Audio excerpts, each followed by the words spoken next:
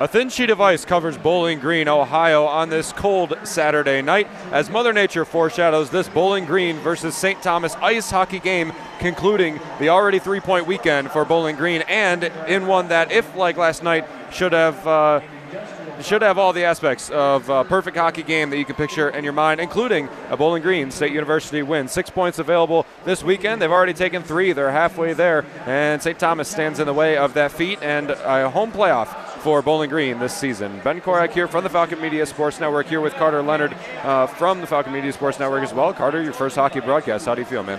I feel great. Can't wait for a good night of hockey, and happy to be on here, man. Certainly. Well, it was a great night last night, to say the least, for Bowling Green. 4-1 win over St. Thomas, who's kind of become a little bit of a rival for Bowling Green now. Quinn Emerson, Tommy Passanen, Brett Foe, and Ryan O'Hara each scored goals. Passanen adding an assist to that as well, and Scardina, Stjernberg, Norris, and O'Hara. So O'Hara and Passanen, the 2-point nights, each with a goal and an assist. Pretty good night for Bowling Green last night. Pretty stifling offense. They had far more shots than St. Thomas, better offensive chances as well. Their defense was stifling as well, allowed St. Thomas to very little offensive chance. And then we also got into a pretty good goaltending battle that was won certainly by Cole Moore, who had a shutout until the final 5 minutes of the game when he gave up a goal to Cooper Gay, assisted by Jake Brasini, the only goal for St. Thomas. Carter, what did you see in yesterday's game for the Falcons and the Tommies? Well, you mentioned Cole Moore stepping up into that goalie position after we saw that Christian Stover was not available last night. He wasn't in uniform, so to see him step up in a big way was definitely quintessential for the Falcons' defensive presence and their performance as well. And we asked Dennis Williams afterwards in the press conference how happy he was to see Cole Moore, shine in that area. He said he was very happy for him. A little bit disappointed that shutout, as you mentioned, did not happen.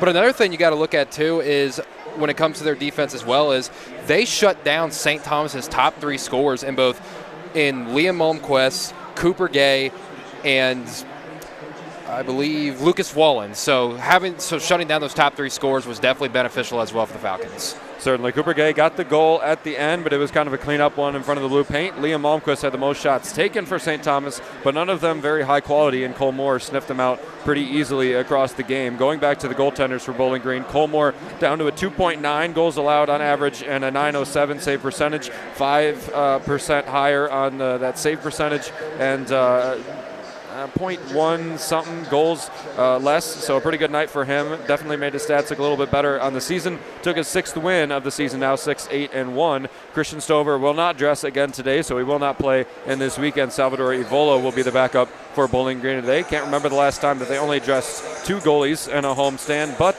that is what they're doing today, and it's going to ride on how Cole Moore is playing. Moving over to St. Thomas a little bit more, they've switched up their lineup a decent bit. The second line is going to stay the same. The first line is going to add Ryan O'Neill to it with Liam Malmquist and Lucas Wallen. That's probably the scariest one of any of these lines. Those top 2 pretty good as well. Sturzer, Brasini, and Gay on the second. J.D. Metz is going to enter in the lineup today. He played both games against Bowling Green earlier in the season. Did not play last night, but he's only got 6 games played and 1 assist this season. Number 29 is going to play with Luke Leyland, the centerman, and Ethan Gower, the right winger, today. And then Jay Saffo, Quentin Pepper, and Casey Leyland all together did all play last night. None of them scored, and those bottom 2 lines are something we didn't see a lot from yesterday from St. Thomas, and we shouldn't really expect to see a whole lot from today, considering how Bowling Green's been playing defense.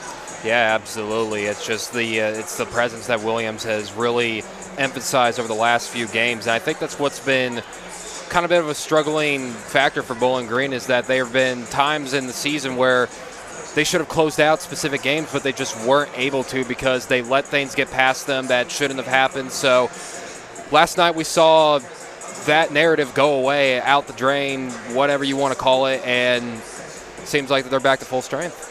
St. Thomas defense was decent yesterday. Bowling Green solved it pretty well. Aaron Trotter being one of them, who allowed 4 goals to the Falcons through 3 periods of play. Played all 60 minutes and never even got pulled at the end of the game as Bowling Green sported that 4-goal lead through 3 periods until the final one scored in the last 2 minutes by Jake Brasini and Cooper Gay.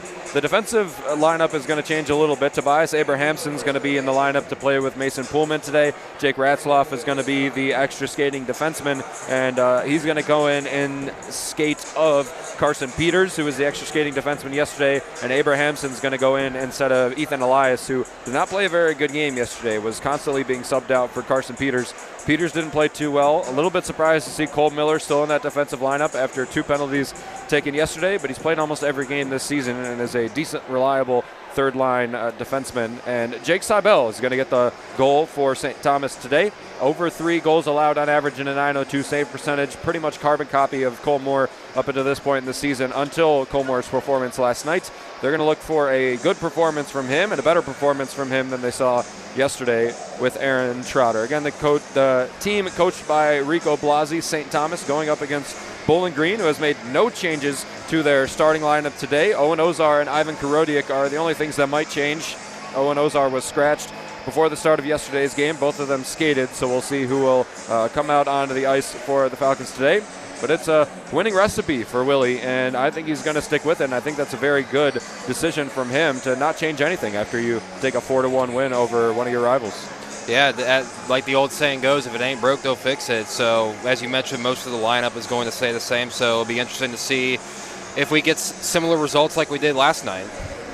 Certainly. Cole Moore is going to get the nod for Bowling Green between the pipes. It's going to be the first line of defensemen, Dalton Norris and Gustav Sternberg, that are going to start on the defensive line, the highest scoring defenseman as well. 24 total points between the two, 5 goals and 19 assists between the two defensemen. The starting lineup of forwards, last night it was Jaden Grant, Brett Foe, and Adam Zlinka. Tonight it's going to be Jackson Niedermeyer, Billy Emanen, and Quinn Emerson, the third line of forwards for Bowling Green. Not the highest scoring line, but they've had their moments. Billy Emanen with 14 points this season, a sneaky 14. Quinn Emerson with a sneaky 10, and Jackson Niedermeyer with only 2 goals and 7 total points, but 2 game winners. He's a pretty clutch player to see, and that's something we saw up against Northern Michigan as well a week ago. Yeah, definitely. You talk about this line being sneaky good. Quinn Emerson being one of those individuals got the mojo going last night. So seeing as well like a bunch of other individuals like Brett Foe, Ryan O'Hara as well. So BG at full strength is definitely a dangerous team to come by.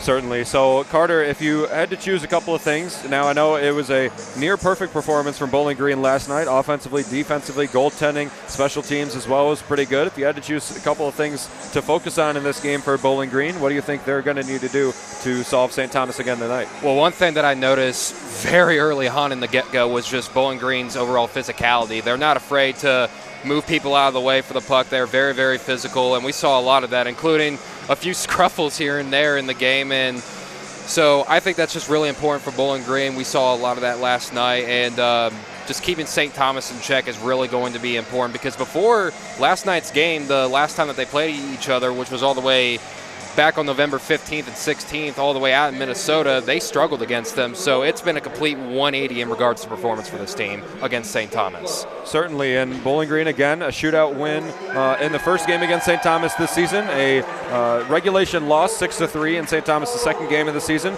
This weekend, a 4-1 win over St. Thomas, so they can complete a pretty darn good season series against St. Thomas with a win here tonight. They took 3 points last night, currently sit at third in the CCHA behind Minnesota State in first, Augustana in second. We'll update you actually right now on how the rest of the CCHA is going down, because it is getting to that point of the year where it's important to see where standings are going to end up. Bemidji State and Michigan Tech at the start of the third period are tied at 3-3 right now. Elias Janssen, Max Koskopirti, and Alex Nordstrom scored for Michigan Tech, and Alexi Silvestri, Casper Magnuson, and Noah Quinn each scored for Bemidji State. They're going to have a very important third period to decide who is going to come away with 3 points in the CCHA. Last night it was Bemidji State 5-3, and Michigan Tech looking to avoid a sweep at home this weekend. Lake Superior State on top of Northern Michigan currently at the start of the second period. Connor Milburn scored his 3rd point of the weekend, a goal and an assist last night. An early goal now, Sasha Telegwin and Grant Hinman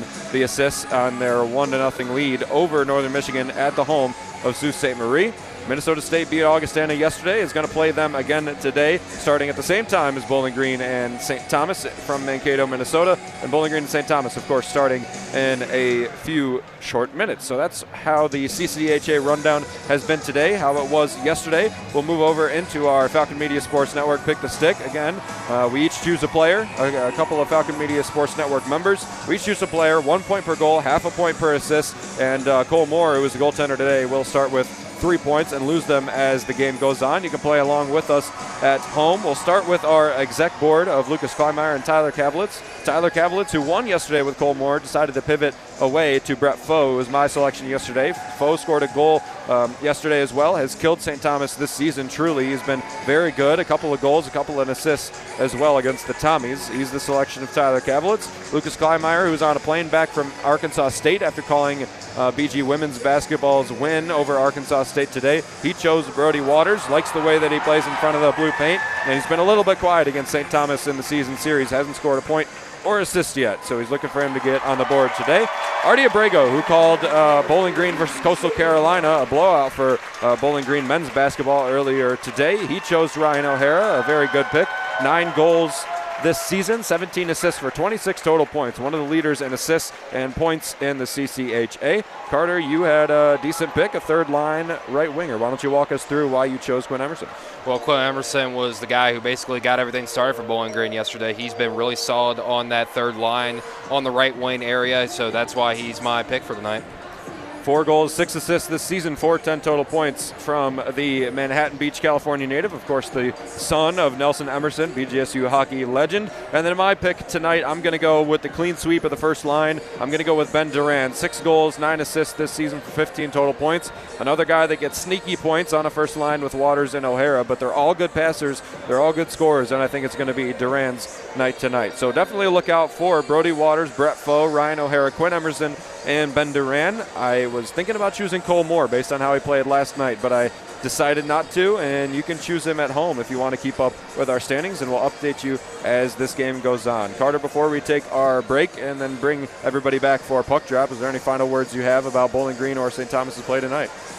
Can't wait for it. Certainly can't wait for puck drop of Bowling Green and St. Thomas in a few short minutes. You're listening to BGSU Hockey on WBGU 88.1 FM.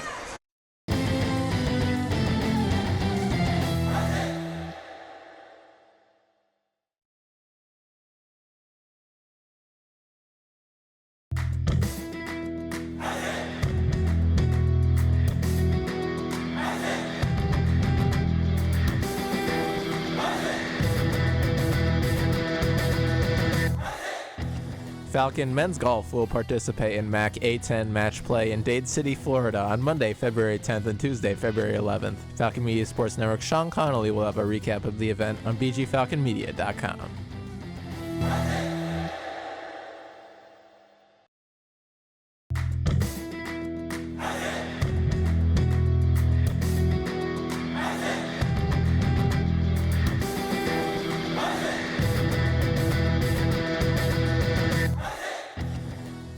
BGSU men's basketball faces off against the Ohio Bobcats on February 11th at the Stroh. Falcon Media Sports Network's Tyler Kavlitz and Artie Abrego will have the call with pregame at 6:45 and tip-off at 7 p.m. on Falcon Radio.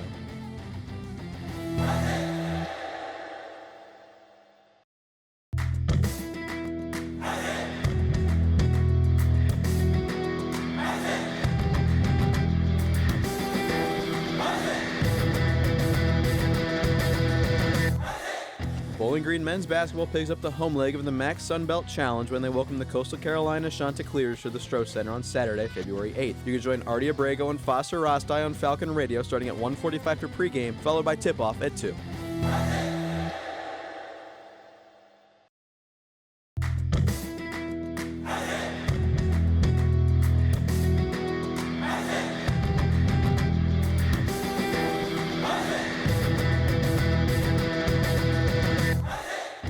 Wraps up their series against the St. Thomas Tommies on Saturday, February 8th. Tune in to Falcon Media Sports Network's Ben Korak and Carter Leonard at 6:45 for pregame and 7 p.m. for puck drop on WBGU 88.1 FM.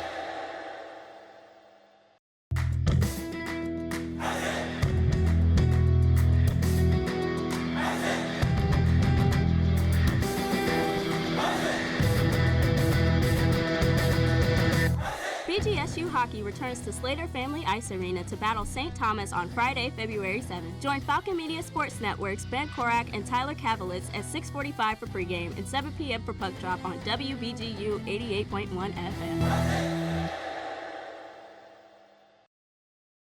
Hey there, I'm Ben Korak, the voice of Falcon Hockey, and you are listening to WBGU 88.1 FM, your home for BGSU hockey.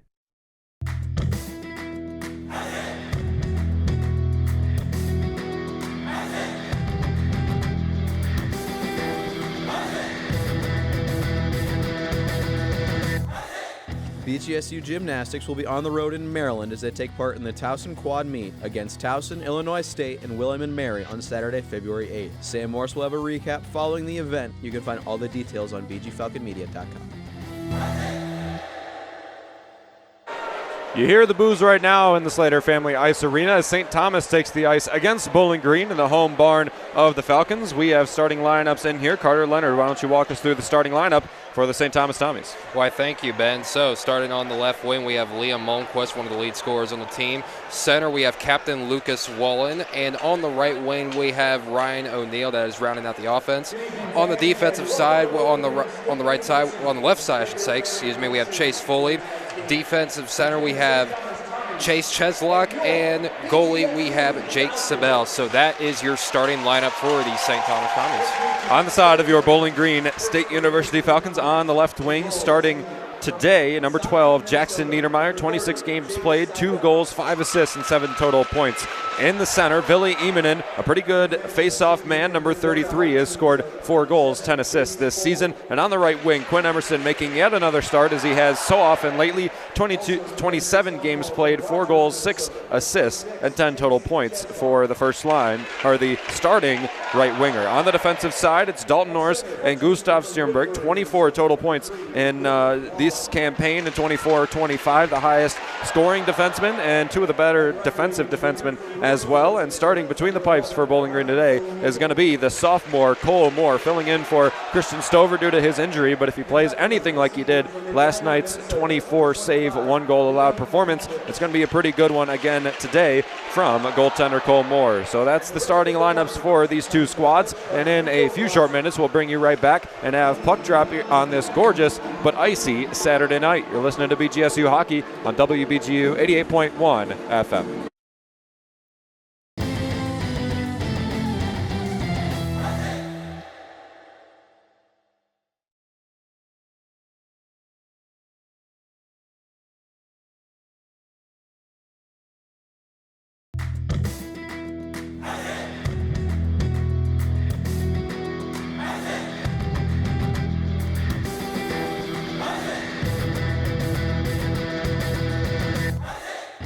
Bowling Green Women's Golf is westward bound, traveling to Arizona to take part in the BGSU Women's Intercollegiate from Tuesday, February 11th to Wednesday, February 12th. Wyatt Broadbar will have the results on bgfalconmedia.com.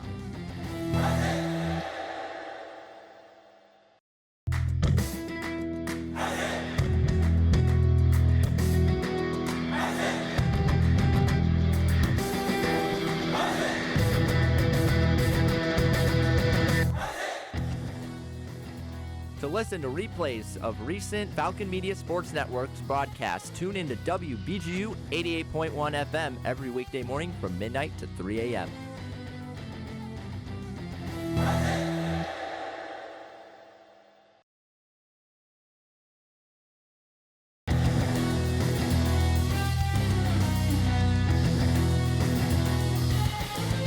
Interested in joining Falcon Media Sports Network? If you're looking to get involved, send an email to sports@bgfalconmedia.com.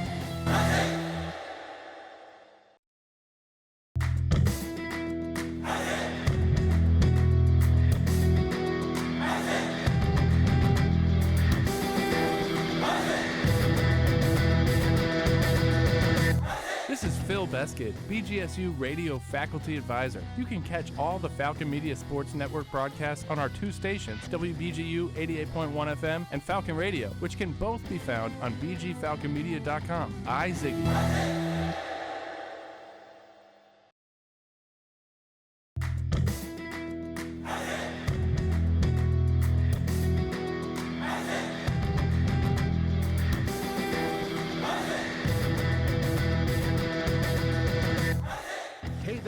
BGSU graduate Jason Jackson from the Miami Heat here. Make sure to tune into the Zig Zone every Sunday at 4 p.m. on WBGU 88.1 FM, home of the Falcon Media Sports Network.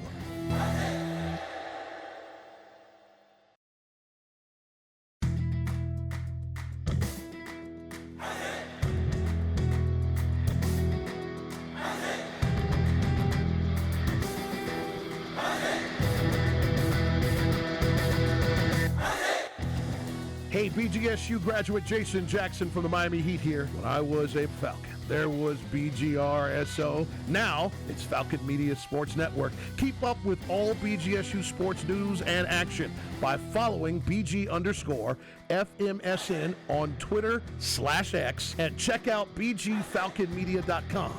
Hi, Ziggy.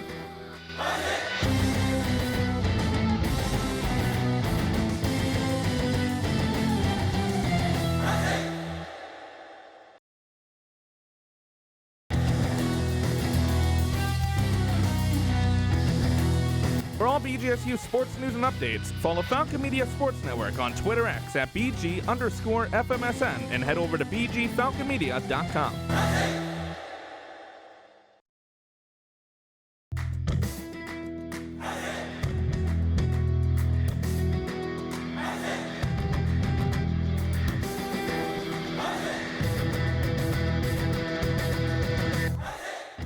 Looking for a BGSU Athletics talk radio show? Tune into the Zig Zone every Sunday at 4 p.m., where a panel of Falcon Media Sports Network members discuss the hottest BG sports topics. Only on WBGU 88.1 FM. It's superhero night here in the Slater Family Ice Arena, and Bowling Green can truly be superheroes if they complete the series sweep over St. Thomas. They have 3 points already after their 4-1 win last night against the Tommies, and they can take 3 more points today and look even better as the CCHA standings go and separate themselves from Michigan Tech, who currently sits in the 4th spot in the CCHA. Bowling Green still a step away from clinching a home playoff, but they can do it next week, especially if they sweep St. Thomas this week. Carter Leonard with myself, Ben Korak from the Falcon Media Sports Network. Carter, any final thoughts before we drop puck? Just one thing that really came to mind during the break is the idea of St. Thomas playing with a little bit of a chip on their shoulder. You know, last night a lot of things didn't go their way, so it'll be interesting to see what kind of aggression they put on tonight. You've already guaranteed that you cannot lose the home playoff in this weekend. You will maintain at least the 3rd or the 4th spot in the CCHA. Lake Superior State above St. Thomas right now. St. Thomas 4th from last, so they really have something to play for and can't afford to be swept by BG tonight. BG probably wins the opening faceoff, an area where they were fantastic in last night. Puck possession was a huge bright spot for them, holding onto the puck the vast majority of the time, even coming out of penalty kills and things of the like that should have killed momentum for this Falcon team. Dumped back down into the O-zone of the Falcons. On the right wing, Sternberg immediately goes for a finish check. Norris with the puck now in his own zone, and he'll go off the high glass and down into the offensive zone for an icing. 19:33 left to play here in the first period. Just scratched the surface of this ice. Bowling Green, St. Thomas. It was a chippy game yesterday between these two squads. Jaden Grant and Ethan Gower ejected from the game before the time was over. Quite a hype moment for Bowling Green as well, especially with the amount of fans that were in the Slater Family Ice Arena. And nearly impossibly, there's more here tonight, which is always a good thing to see, and such a tough arena to play in the CCHA. One of the tougher ones, if I had to say. Niedermeyer leaves this one up and gets his guys a change after the icing. Duran on the hard forecheck. He'll turn the puck back over. Wozni with a shot. It's wide right, almost like a pass there. O'Hara in there as well.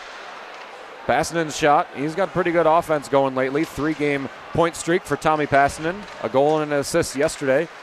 His first goal of the season against Northern Michigan. Now taking it in is O'Hara. His shot goes wide left of Jake Seibel, who's in the goal today for St. Thomas. He's the senior goaltender. Aaron Trotter, the junior, who gave up 4 goals yesterday. Not the greatest performance from the junior goaltender, who has been better this season than Seibel. The other win for Bowling Green this season against St. Thomas, the shootout win. Seibel was in the goal, allowed only 2 goals, and then the shootout winner. This shot goes wide right by St. Thomas. Abrahamson, newly in the lineup for St. Thomas, with that shot. Now taking it away is Jaden Grant out of his own zone. To the right wing, and Adam Zlinka gets bumped up with Grant there. McKinley as well. Gets Zlinka toward the bench, and he'll get a change off. St. Thomas flips it up the ice. J.D. Metz is there, but it clears out of play, and we'll have a face-off, I believe, in the St. Thomas zone. Definitely starting to see a little bit of that aggression come into play here early, as we're only about little more than 2 minutes removed here from this first period. 18-19 left on the clock, still no score. Ethan Scardina, Max Martin, and Seth Fighton out there for the Falcons. Scardina in the wheel, loses the draw to St. Thomas, finding J.D. Metz out in neutral ice, but it skates right past him as he couldn't hold on to the puck, and it's going to be an icing again against St. Thomas. So some early whistles early in this game, which we didn't see last night. We saw some pretty strong play, especially from the Falcons holding on to the puck a lot of the first period in last night's game. You got to wonder if there's a little bit of antsiness coming from the St. Thomas side. Like we said, playing with a little bit of a chip on their shoulder right now. They certainly have to, considering they've already dropped 3 points this weekend and need every point that they can take, even more than Bowling Green needs every point. McKinley at the blue line, turns it back around, barely keeps it in. Parker with a shot and saved in the chest of Jake Seibel on the blue crease. He sits in front of the Bowling Green student section, which is absolutely packed today in the Bleacher Creatures, which we talked to Jacob Segrist yesterday, who's one of the Bleacher Creatures at the first intermission report. Sponsored by Rick Crow. Talked to him about some Bleacher Creature stuff. They were hyped yesterday, especially when Jaden Grant got ejected from the game and started hyping him up as he was walking out for the tunnel late in the third. This one will be gloved again by Seibel as the draw won by St. Thomas got a little bit too close to him, so we'll redrop. Update on the CCHA. Bemidji State now leads Michigan Tech 4-3 with Casper Magnuson's second power play goal of the game. 7 minutes left to play in that contest, which is a big one for BG considering Michigan Tech is one behind Bowling Green in the standings. Karodiak pressing up Lucas Wallen there, who's almost forced down to the ice. Stjernberg catches the body as well, and Emanen in there to get the extra stick and work him free. Wallen goes for Karodiak's body. Now Stjernberg gets it free.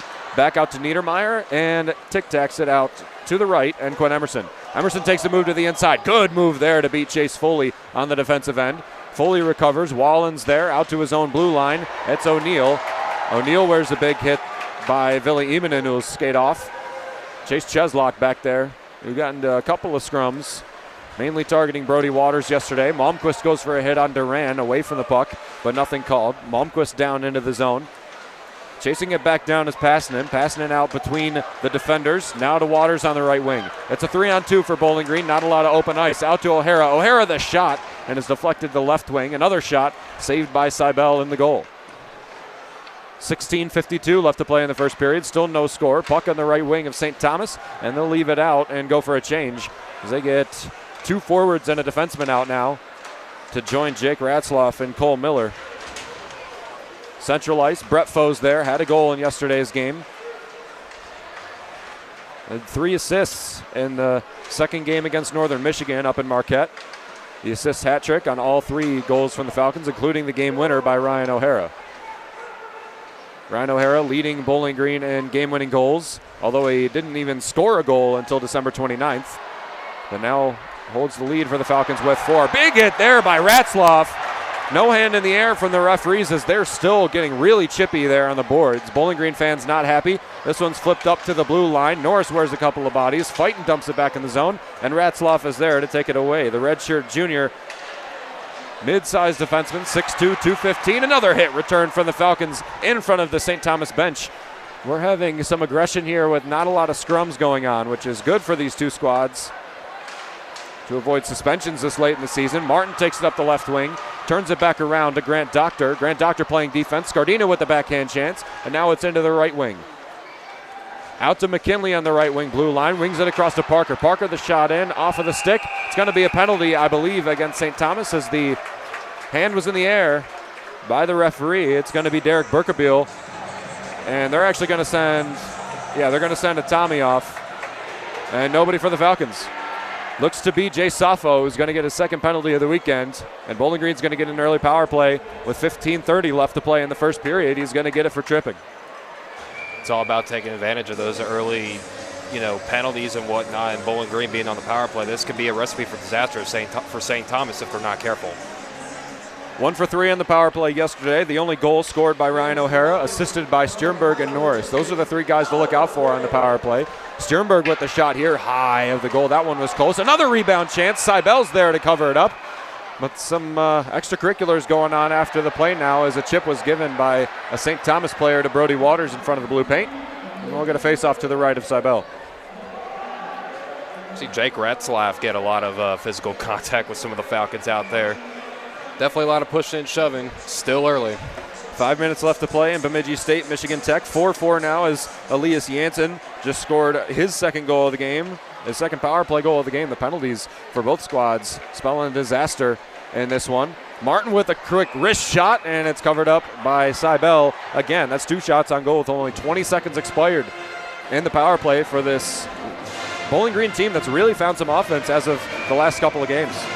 Yeah, definitely. It's just all about really finding your rhythm, and that's what's going to give you a lot of momentum. O'Hara in for the draw with Waters and Emerson, it looks like. Face-off one out to the blue line. Stjernberg, the blue liner, across to his partner Norris. Now to Stjernberg in the middle. Out to O'Hara on the left wing. Works it down deep. Norris is there to feed it in. Another shot, and it's a glove save by Seibel in front. What a stop by the St. Thomas tender as he skates away with the puck. That was a prime opportunity for Bowling Green on the back door, and Dalton Norris just couldn't get a handle on the puck. Yeah, you got to give credit there to St. Thomas, just filling in that gap where it seemed like Bowling Green may have had the opportunity to take that 1-0 early lead, but to no avail.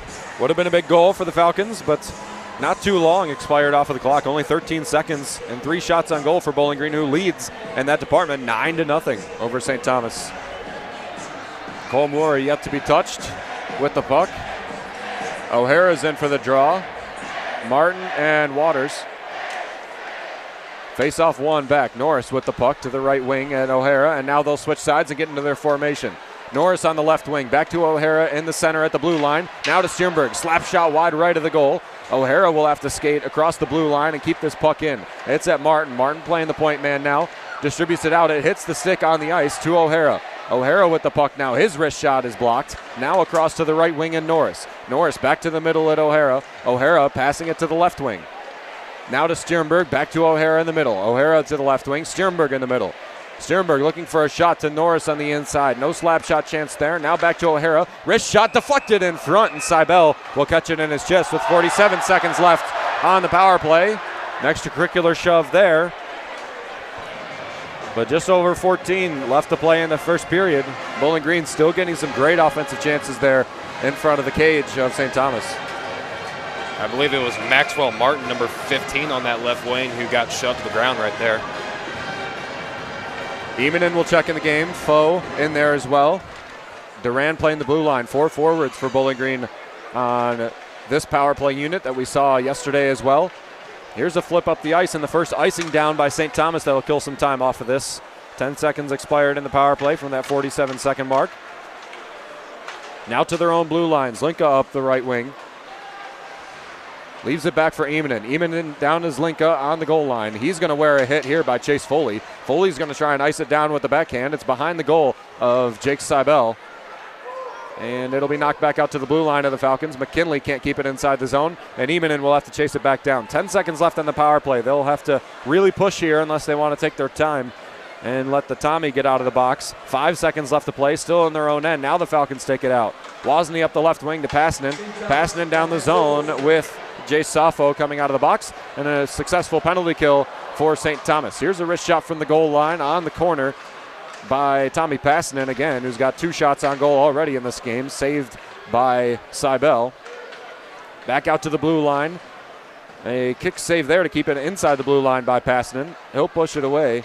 One of the most valuable players on this Bowling Green team, Tommy Passanen. He's been on a hot tear lately. Turning it over to St. Thomas. First offensive possession for them. The lead pass up to Lucas Wallen, who is breaking away. Nothing there. Now here's a chance.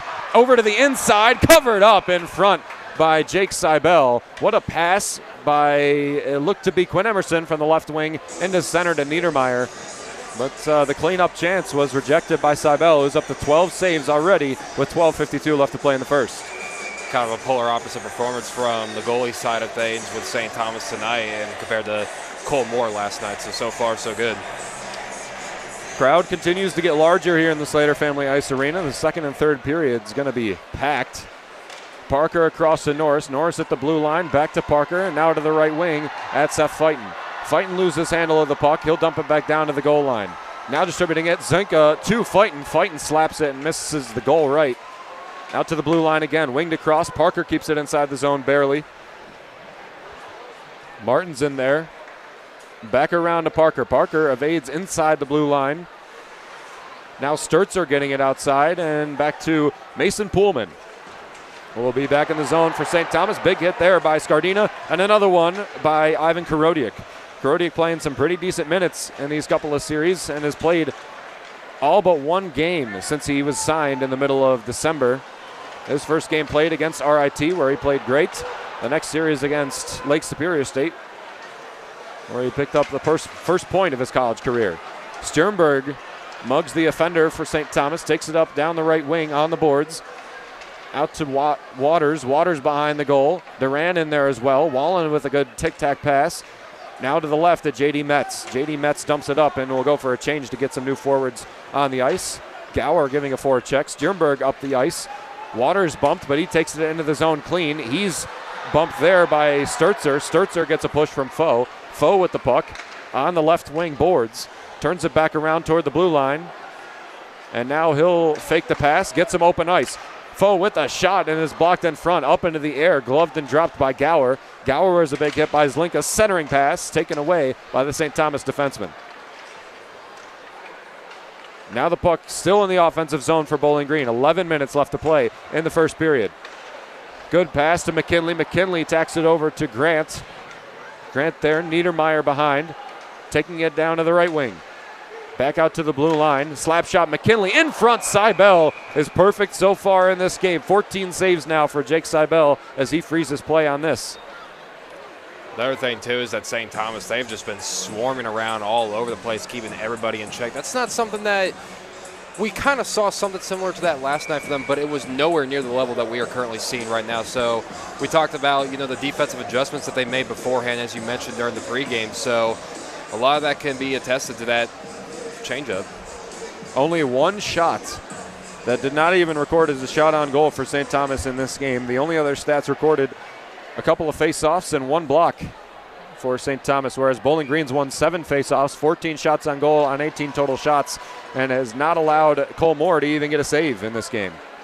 Back to Passanen. Passanen, a right wing, shot up across the boards on the shelf and taken away. Big hit there by Emerson, who's flying into the puck and caught more of the body than he did of the rubber.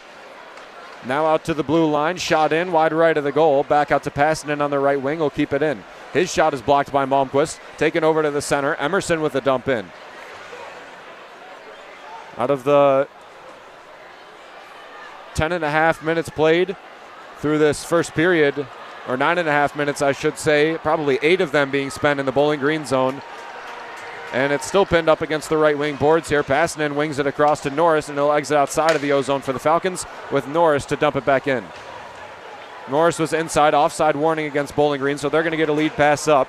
Tommy's with the pass long, and it's going to be an icing against St. Thomas, who just got a change off, luckily, so they're not going to be hurting too much there. 10 minutes exactly left to play in the first period. 0-0 the score, but Bowling Green really dominating this game through the first 10 minutes of play. Yeah, like we mentioned before, not letting anything get by them, keeping everything in check, just really goes to show what the squad led by Coach Dennis Williams really does on a week-to-week basis. Duran loses the faceoff. Miller back behind to Cheslock. Cheslock taking it up the right wing. Disc pass across to the middle to Wallen, and it's just long. Waters is there as well. Inside the blue line, Duran back to Waters on the right wing. Down to O'Hara behind the goal line. He's defended by 2 St. Thomas players, and it seems like he's always got 2 players on him, as they really got to look out for Ryan O'Hara. 26 points this season with his goal scored yesterday, the 9th. This centering pass to the middle. Back out to the blue line at O'Hara, and he dumps it back in behind to Waters. Waters is bumped by Cheslock in front of President Rodney Rogers' box there on this side of the building. The shot in is deflected in front by O'Hara into the pad of Seibel, so it's going to be another save for the senior goaltender. Deflected in front, Thomas takes it away and up the right wing boards, and that'll hit the ceiling as he flipped it high out of the zone. We'll head to our first break in the action with 9:13 left to play in the first period. Dominating performance by Bowling Green, but they are still tied with St. Thomas 0-0. You're listening to BGSU Hockey on WBGU 88.1 FM.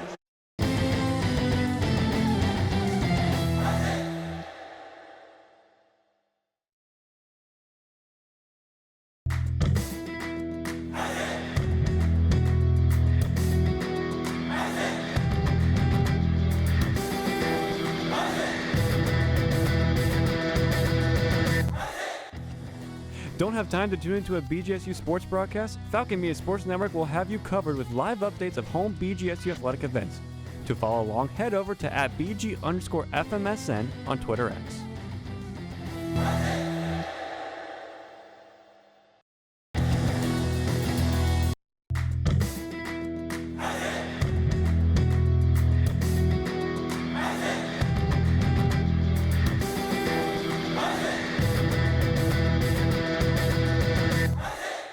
Falcon Media Sports Network is finally back on the road with BGSU Hockey.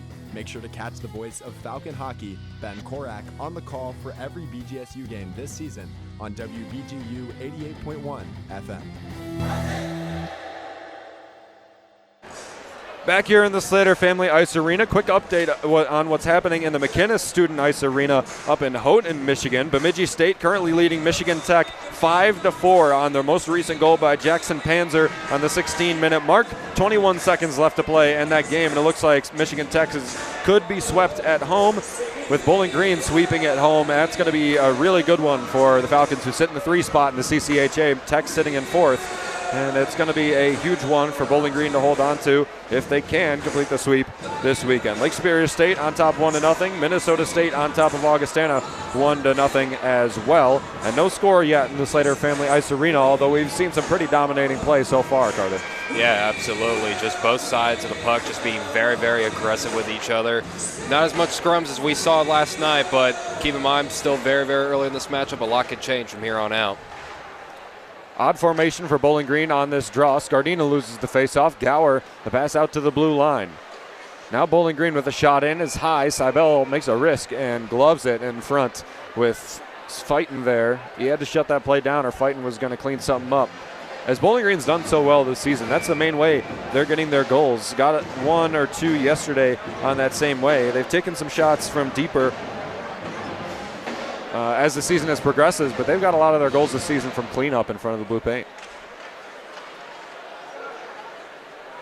Gower takes it away again, playing on the 3rd line on the right wing. Played on the 1st line right wing yesterday, trading places with Ryan O'Neill. And J.D. Metz filling in for O'Neill in this game. Turnover, Metz with the shot across the nose of Cole Moore. Now to Martin. Martin a feed to the inside to Scardina. Into the slot, taken away by St. Thomas. St. Thomas down the right wing, goes for a change, dumps it in. Cole Moore will stop the puck. And taking it back down is Bowling Green. Stjernberg on the left wing, the pass up to Foe. Stjernberg wears a big hit but doesn't leave his feet as Sturzer, the 6'5 left winger on that huge second line for St. Thomas, completes a pretty good check on the sophomore defenseman for Bowling Green. Turnover for St. Thomas. Linka up the right wing, battling with fellow number 10, Mason Pullman, to Grant. Grant turns it back around toward the blue line and back out to the blue line of Passanen. Passanen with the shot high. Seibel gloves it as a first baseman, gives a shove to Jaden Grant in front, but he's going to freeze play again with 8 minutes left to play in the first. As we mentioned before, Seibel just being really, really good on the goal in of itself. Just doing a really good job defending, and kind of saw something similar like that last night, but great job from them. Emanen, Niedermeyer, and Emerson out on the ice for the Falcons now. Passanen and Wozni back as defensemen. Grant Doctor gets it off the glass and outside of the Falcon O zone and turned back over to Niedermeyer. Niedermeyer with good stick work there up the right wing. He's had some great shifts lately. Can he get a goal? Shot in. Emanen was there, but he couldn't get a clean enough stick on it. Now here comes St. Thomas the other way. Lucas Wallen up the right wing. leaves it back for a pass. Shot saved. Malmquist with a shot, and it's kicked away by Cole Moore. Out in front again, deflected. Wozni kicks it to the near side corner, and that's going to be the first 2 shots on goal for St. Thomas in this game. Emanen out, backhand pass to Emerson in his own zone, and now cleared over to the middle, and back to Emerson on the right wing boards. That one was shut down pretty quick by Bowling Green, but a flurry offensively for St. Thomas. Thomas looking like they got some momentum now. On the left wing, Grant Doctor with the wing all the way across to McKinley, and McKinley to Parker. Parker to Waters in his own zone. Waters down at the goal line. Casey Leyland, brother of Luke Leyland, both played on the line yesterday, now on the 3rd and 4th line. This shot in is high. Cole Moore, 6'6", reached up for that one, but it went over his glove. Jace Sappho pressing up 2 bodies there, forces the puck away to a white jersey in Bowling Green. Emanen up to the blue line. Chase Foley with a shot, wide right across the blue paint for Bowling Green. Foley with this shot is blocked. Waters to Duran. Duran through neutral ice. He's got O'Hara on the right wing, and O'Hara cuts over to the center now as Duran's being bumped by Liam Malmquist. Malmquist in there, back down to Wozni. Wozni behind the goal, wraps it in front. Seth Fighton's there. Now behind the goal again. Bowling Green wraps it in front and out of the reach of Sternberg as it clears outside the blue line. Bowling Green will have to get back on sides. Up to Fighton. Fighton down the left wing. Scardina streaking toward the middle. Cheslock wears a hit, gets the puck away to another purple jersey. Same sweaters for both sides. Bowling Green wearing white, brown shorts. St. Thomas wearing purple. Shot high by Martin, and it's going to be gloved again by Seibel with 6 minutes left to play in the first. Still no score, but Bowling Green leads 21-2 in total shots on goal, 26-5 in total shots. They are losing in faceoffs now, as with a 7-5 lead in that department, they've lost 5 in a row and have fallen 10-5 to St. Thomas. But the possession has still been toward the Falcons, certainly.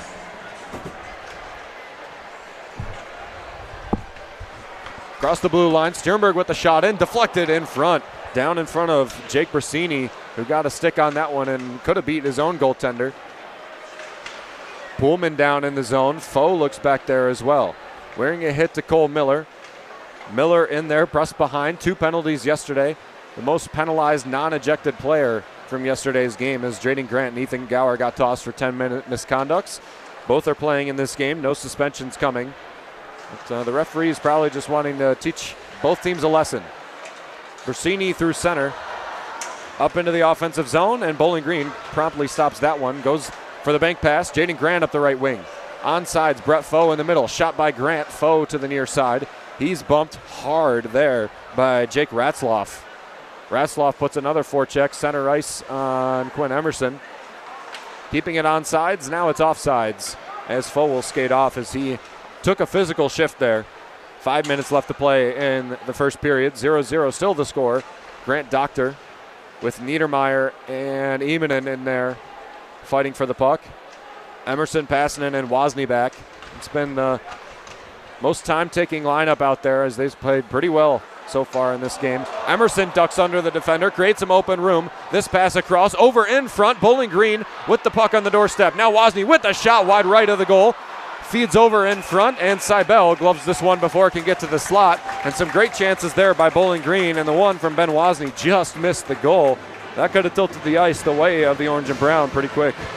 It's all really about applying that pressure, and Bowling Green did a good job there, but just can't really get it to fall through. Jake Seibel, as we've mentioned numerous times, doing a great job defending, and be interested to see how long he keeps that up, because starting to feel like with the amount of shots on goal that Bowling Green has compared to St. Thomas, that one of these is going to fall through eventually, but we'll just have to wait and see.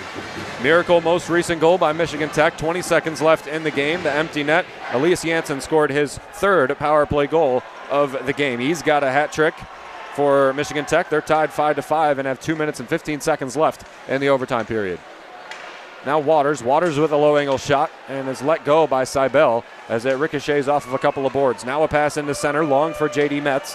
Metz will skate down. Luke Leyland in there now. Puts a big hit on Parker, but the puck's got away to Breck McKinley. McKinley playing with Parker today. Wozni with Passanen. Sternberg with Norris.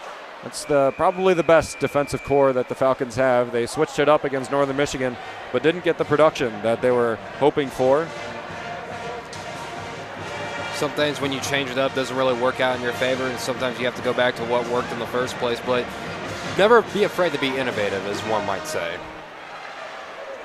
Change for both sides. St. Thomas is going to get the first. They're going to put that big lineup out on the ice. Cage Sturzer, 6'5", 225. Cooper Gay, 6'4", 210. Both forwards on the left and the right wing. And then a little bit smaller but still feisty, Jake Bersini, 5'11", 192. That's the second line in the line on the ice now for St. Thomas. Out to the blue line, shot in, Bowling Green, touched by Seibel, so that's technically going to be a save, although he just directed it away. Scardino working in there. Tips the puck away from Cooper Gay, who's been absent in this game. Now makes his first appearance in an FMSN broadcast on the Saturday night game. Bersini across. Sturzer flips it up the ice. Cooper Gay with a lead. He's got it down the right wing now on the breakaway. Looking for a pass. He's pushed away by Gustav Stjernberg. Falcons really got to keep an eye on him. A goal last night, the only goal scored by St. Thomas. More of a ricochet one in front, ended up bounding through, but 9 goals, 3 assists against the Falcons in his 10 games played. This shot by Scardino is wide right of the goal. Cheslock with it now, up into the blue line of Bowling Green. Now Gay with a good pass as St. Thomas dumps it up. They got a couple of fresh legs on the ice now. Quentin Pepper to Adam Zlinka on the left wing in the defensive end. Jaden Grant working in there with Jay Sappho and Quentin Pepper. Casey Leyland looking out for the puck. Wide open on the right wing is Chase Cheslock on the blue line. Bowling Green will try and get it back up outside the blue line, but Foley's there to keep it in. On the right wing, shot in front. Quentin Pepper lost control of it, and it's going to be cleared out to the blue line at St. Thomas. They make a good play to keep it in, but it'll inevitably be cleared out by Bowling Green. St. Thomas will have to get on sides. It's probably the best offensive drive by St. Thomas so far in this game, and here's a breakaway. Down the right wing, Luke Leyland makes a move, misses the goal wide right. Cole Moore didn't even get a glove on that one as Bowling Green leads 22 saves now after that shot by St. Thomas. 2:30 left to play in the first period. Still no score. Quinn Emerson up the right wing, makes a good move to the outside, and Chase Cheslock got his stick in there. Wallen with the true shot down the ice. Rico Blasi loves doing that, sending fast breaks away. Pass over into the slot by Emanen. They got a guy deep down the ice on the right wing.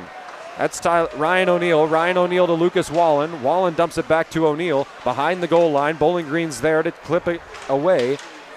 Niedermeyer as well. Backhand pass out to Emerson on the right wing. That line of Falcons, Ville Emanen, Jackson Niedermeyer, and Quinn Emerson has taken so much time in this first period. A lot of shifts for that line, and they've played great thus far.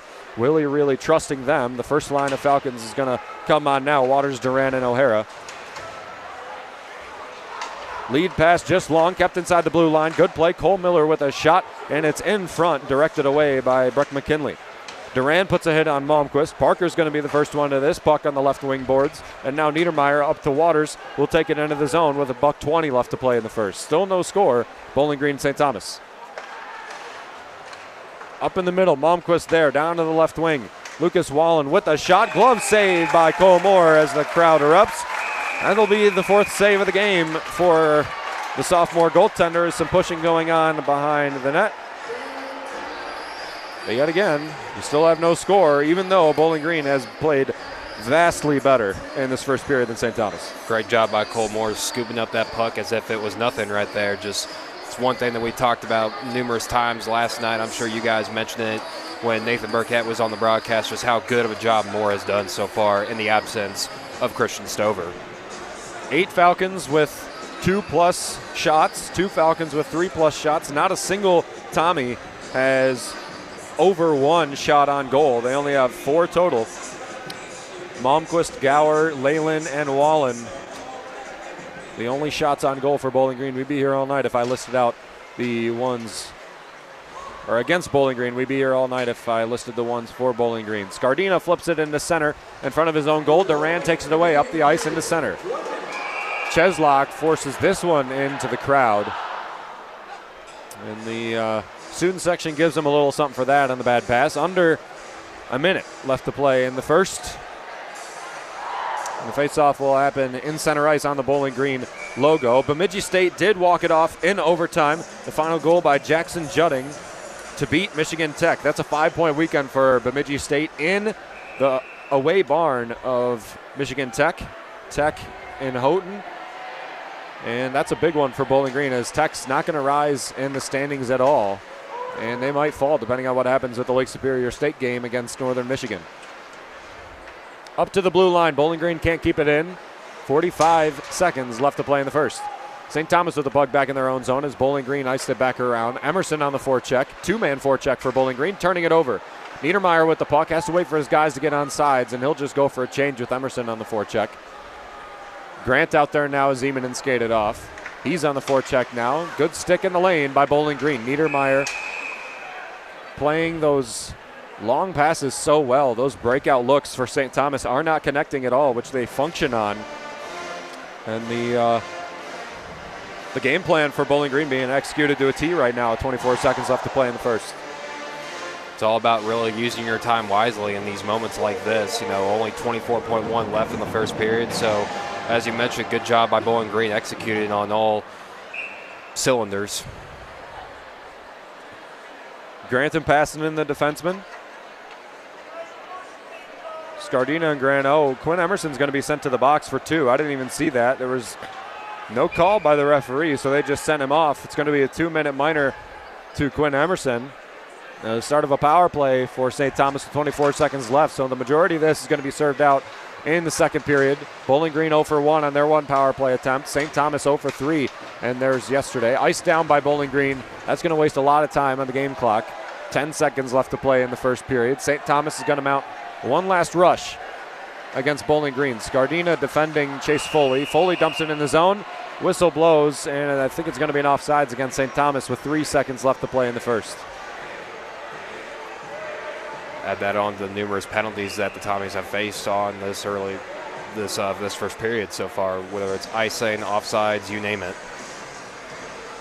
Emerson in the box.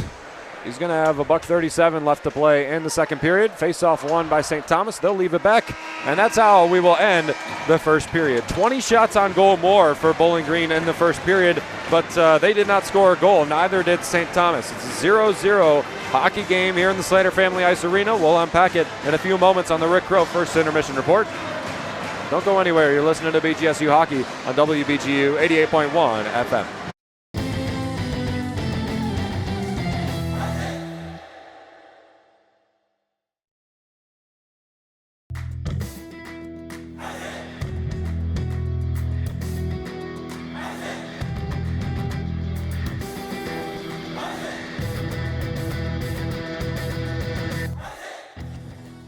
Are you a fan of BG Falcon Media and the Falcon Media Sports Network? You can show your support for BGSU student media by donating at the bottom of the page of stories on bgfalconmedia.com.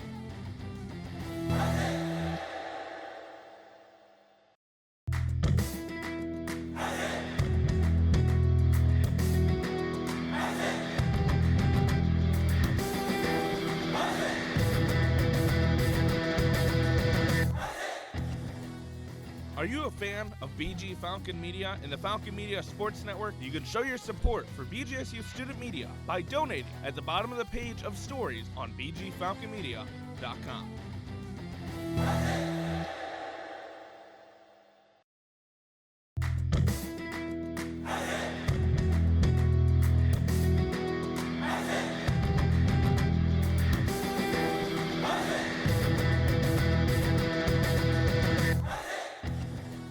Are you a fan of BG Falcon Media and the Falcon Media Sports Network? You can show your support for BGSU student media by donating at the bottom of the page of stories on bgfalconmedia.com.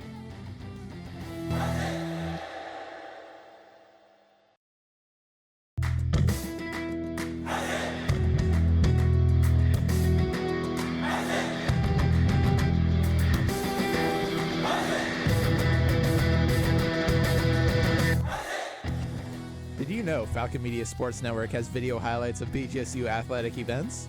To see all the moments from your favorite BGSU teams and athletes, head over to the BG Falcon Media YouTube channel or view them on bgfalconmedia.com.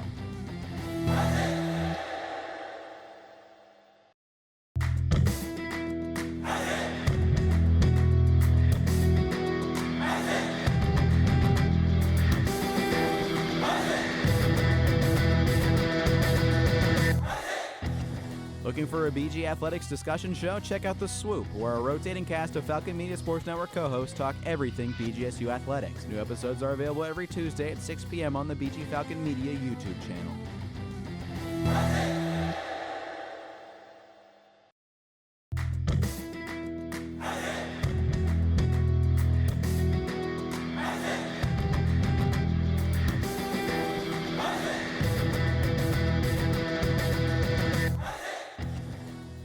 Are you a fan of BG Falcon Media and the Falcon Media Sports Network? You can show your support for BGSU student media by donating at the bottom of the page of stories on bgfalconmedia.com.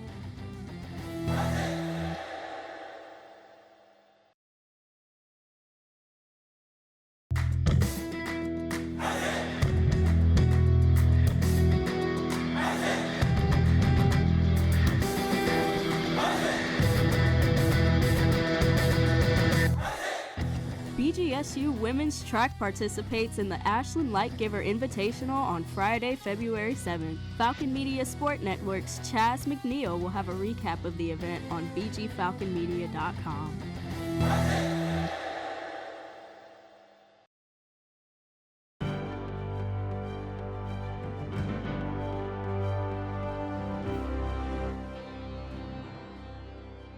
Two BGSU sprinters set program records at the Mayo Invitational held at the University of Notre Dame. Freshman Reese Riemann finished 8th in Saturday's mile, setting a new school record with a time of 4:46.40, breaking the previous record of 4:46.17 set back in 1999. In the 3,000 meter, junior Kylie Cubison ran a 9:25, shattering the prior record by 9 seconds. Cubison finished 14th in the event. Next up, BG Track and Field will be at the NIS Athletic Complex to participate in the Judd Logan Lightgiver event at Ashland University on Friday, February 7th. This has been 60 Seconds in Falcon Athletics.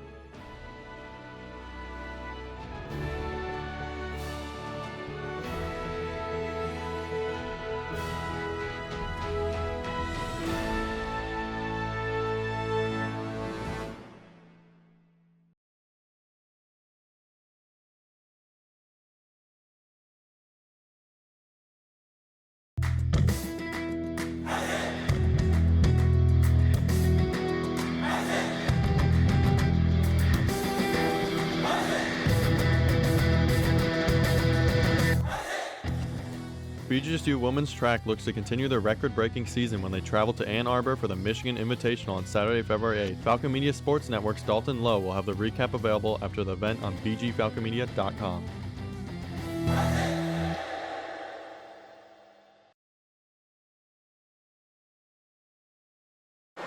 Welcome back into the Slater Family Ice Arena. The Rick Crow First Intermission Report, a longtime BGSU hockey fan and listener of WBGU 88.1 FM, a sponsor of our BGSU hockey travel this season, and that's the reason that we are all that we were able to go to Marquette last weekend, a couple of other destinations, including our next road trip at Bemidji, Minnesota, Bemidji State, in a few weeks. Myself and Sean Connolly will be up there in Minnesota. That's going to be a heck of a trip, as I've never been really outside of a main city in Minnesota, but it should be a lot of fun to be up there, and thank you to Rick Crow for sponsoring our hockey broadcast this season. The first period for Bowling Green was a great one, not like last night where there was 2 goals scored in the first period by Bowling Green. Last night it was Quinn Emerson and Tommy Passanen. Both of those players have played fantastic, as well as some other players playing fantastic in this first period. But Carter, we haven't seen any goals scored yet for Bowling Green, even though we've had a lot of offensive chance. No, and you could attest that to St. Thomas's defense. You know, it seems like they are a lot more aggressive compared to they were last night, and you could think that to just, readjusting things, as we mentioned at the beginning at the top of the show, with their starting lineup and whatnot. So be interesting to see how the Falcons readjust during this quick little intermission break. Going to be interesting to see what St. Thomas also does to keep their shutout possibly going. Jake Seibel been the main one for St. Thomas. He's been standing on his head in the goal, especially on the power play for Bowling Green, where he made some real good saves. But he's been peppered a lot in this game. Already 24 saves, which ties Cole Moore's total from last night in 60 minutes of play, and Seibel's only played 20 tonight and has the 24 saves. So it'll be an impressive display the rest of the way for Jake Seibel if he's able to keep it going. But on the side of the Falcons, your shot volume has been so high, you can't help but thinking that eventually some of these are going to be able to fall. Yeah, especially, I believe St. Thomas doesn't even have two shots, doesn't even have double digits on shots on goals yet compared to Bowling Green, which are almost at 25. So, as you mentioned, Ben, it's only going to be a matter of time before one of those falls. It's just a process at the end of the day. Just looking at the shot chart right now, St. Thomas with their 4 shots, one of them coming from center ice, almost at the center line. 2 of them coming from the right wing. That's Liam Malmquist and Luke Leyland on a good breakaway. Lucas Wallen with another one from above the left face-off wheel. And then Ethan Gowers coming from, as I said, almost center ice. As far as Bowling Greens go, they have 8 of their total shots coming from right in front of the blue paint. A bunch of them coming from the left wing. That's 6 of their total shots. A lot coming from the blue line, hoping for some rebound chances. They've got a lot of good offensive opportunities. I dare say 8 or 9 high-quality offensive chances. Just none of them have fallen yet. Carter, what do you think they need to do to start getting those to fall some more often and get some more high-quality chances? Well, I think the shots that they're taking are really, really solid. The setups are nice. It's just all about executing them. Stick to what's been working for you so far, but just like you said, nothing has really fallen so far. So I think you have the same approach that you started with the first period, but you make some adjustments here and there to make sure that those shots fall. Not a whole lot besides burying the puck in the back of the net that the Falcons can improve on. Their defense has been immaculate so far, not allowing a whole lot of shots, not allowing St. Thomas to even get in the offensive zone. And not only that, they've cleared the puck away from the goaltender almost every single time and cut off those deep shot passes that St. Thomas has coined in the CCHA. They have found 0 success with that this weekend. Their only goal scored being one that was a shot and a rebound in front of the blue paint. So those breakaway chances, they haven't really got so much. Only a couple of breakaway chances and no breakaway goals yet. And the Falcons doing a great job. They can't let up on that aspect of the game because St. Thomas is a breakaway away from blowing this game wide open and getting them some great momentum. We are going to start the second period with a penalty assessed to Quinn Emerson. He's going to serve the box for another minute and 37 to start the second period. And that's going to put the defense on their heels a little bit, considering they got to spend all minute and 37 seconds with 4 guys in the defensive zone pretty much. Do you think that's really going to kill the momentum for Bowling Green coming into the second period? We'll just have to wait and see. Having Emerson out in the box like that is definitely going to hurt, but it's just all about, putting that past you and just focusing on what's in front of you on the ice. So you can't worry about that too much. You can only worry about what you can be able to do with the amount of people that you have out on there. Bowling Green tied 0-0 through 20 minutes of play in the CCHA matchup. A very important one for the Falcons to take 6 points. They've already taken 3 in their 4-1 win over St. Thomas last night. Our pick the stick updates. Nobody's scored, so nobody has any points. Nobody chose Cole Moore today. I am regretting my pick of Ben Duran. I probably should have chose Cole Moore with that final pick, but it's going to be no points for anybody in the Falcon Media Sports Network. Brody Waters, Brett Foe, Ryan O'Hara, Quinn Emerson, and Ben Duran each were chosen. As far as around the CCHA goes, as I mentioned in that first period, Bemidji State completes an overtime win over Michigan Tech 6-5, a high-scoring affair up in Houghton, Michigan. But Michigan Tech is swept and takes only 1 point on their homestand in Houghton.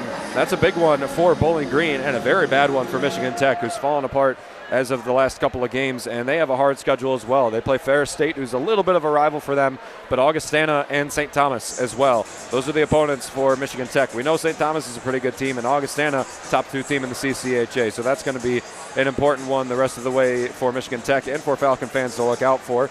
Northern Michigan ties Lake Superior State with a goal in the second period by Rasmus Larson. They're 2 minutes into the third period of play. Connor Milburn, the only other goal by Lake Superior State. Tied 1-1. Lake Superior State completing the win yesterday. Looking for the sweep today, much needed. They're trying to rise in the standings. And Minnesota State leading 2-1 over Augustana in a low-scoring goaltender mano a mano.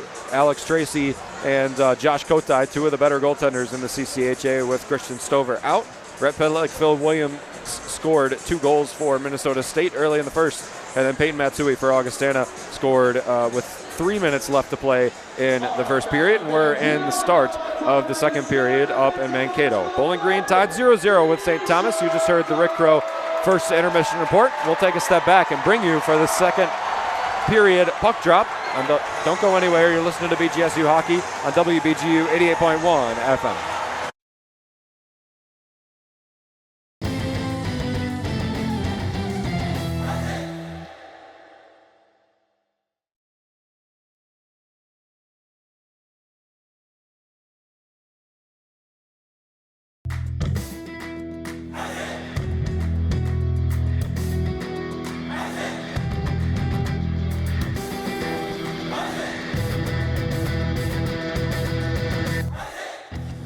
BGSU women's tennis travels to Hamilton, Ohio to battle the Eastern Illinois Panthers on Friday, February 7th at 10:45 a.m. Falcon Media Sports Network's Foster Rostai will have the recap after the event on bgfalconmedia.com.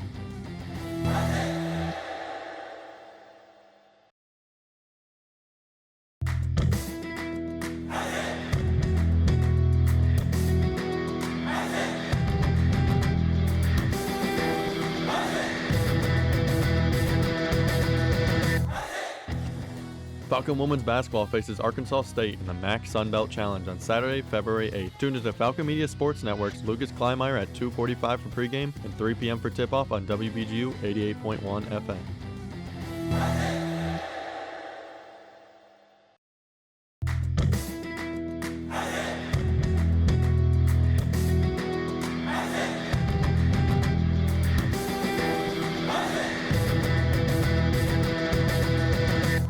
BGSU softball travels to Spartanburg, South Carolina for a battle with the USC Upstate Spartans in the first game of the USC Upstate Tournament on Friday, February 7th at 3 p.m. Falcon Media Sports Network's Ben Korak will have a recap of both Friday games on bgfalconmedia.com.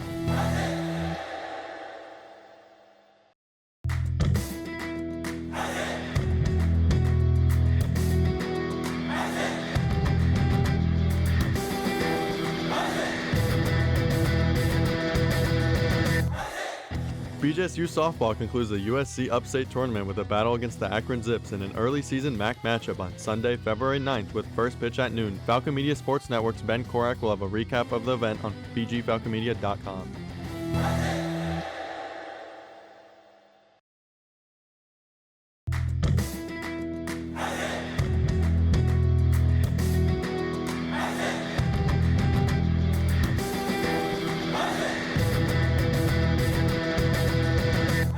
BGSU softball takes on the Monmouth Hawks in Game 2 of a Saturday doubleheader in Spartanburg, South Carolina on Saturday, February 8th. Falcon Media Sports Network's Ben Korak will have a recap of both the Friday and Saturday game on bgfalconmedia.com. Welcome back into the Slater Family Ice Arena. Bowling Green St. Thomas tied 0-0 through one frame of play. We head into the second after the Rick Crow first intermission report. Thank you, Rick Crow, for sponsoring our Falcon Media Sports Network travel with BGSU hockey this season. All BGSU hockey games broadcast, including next weekend's exhibition game against the United States Development Team. That should be a very fun one.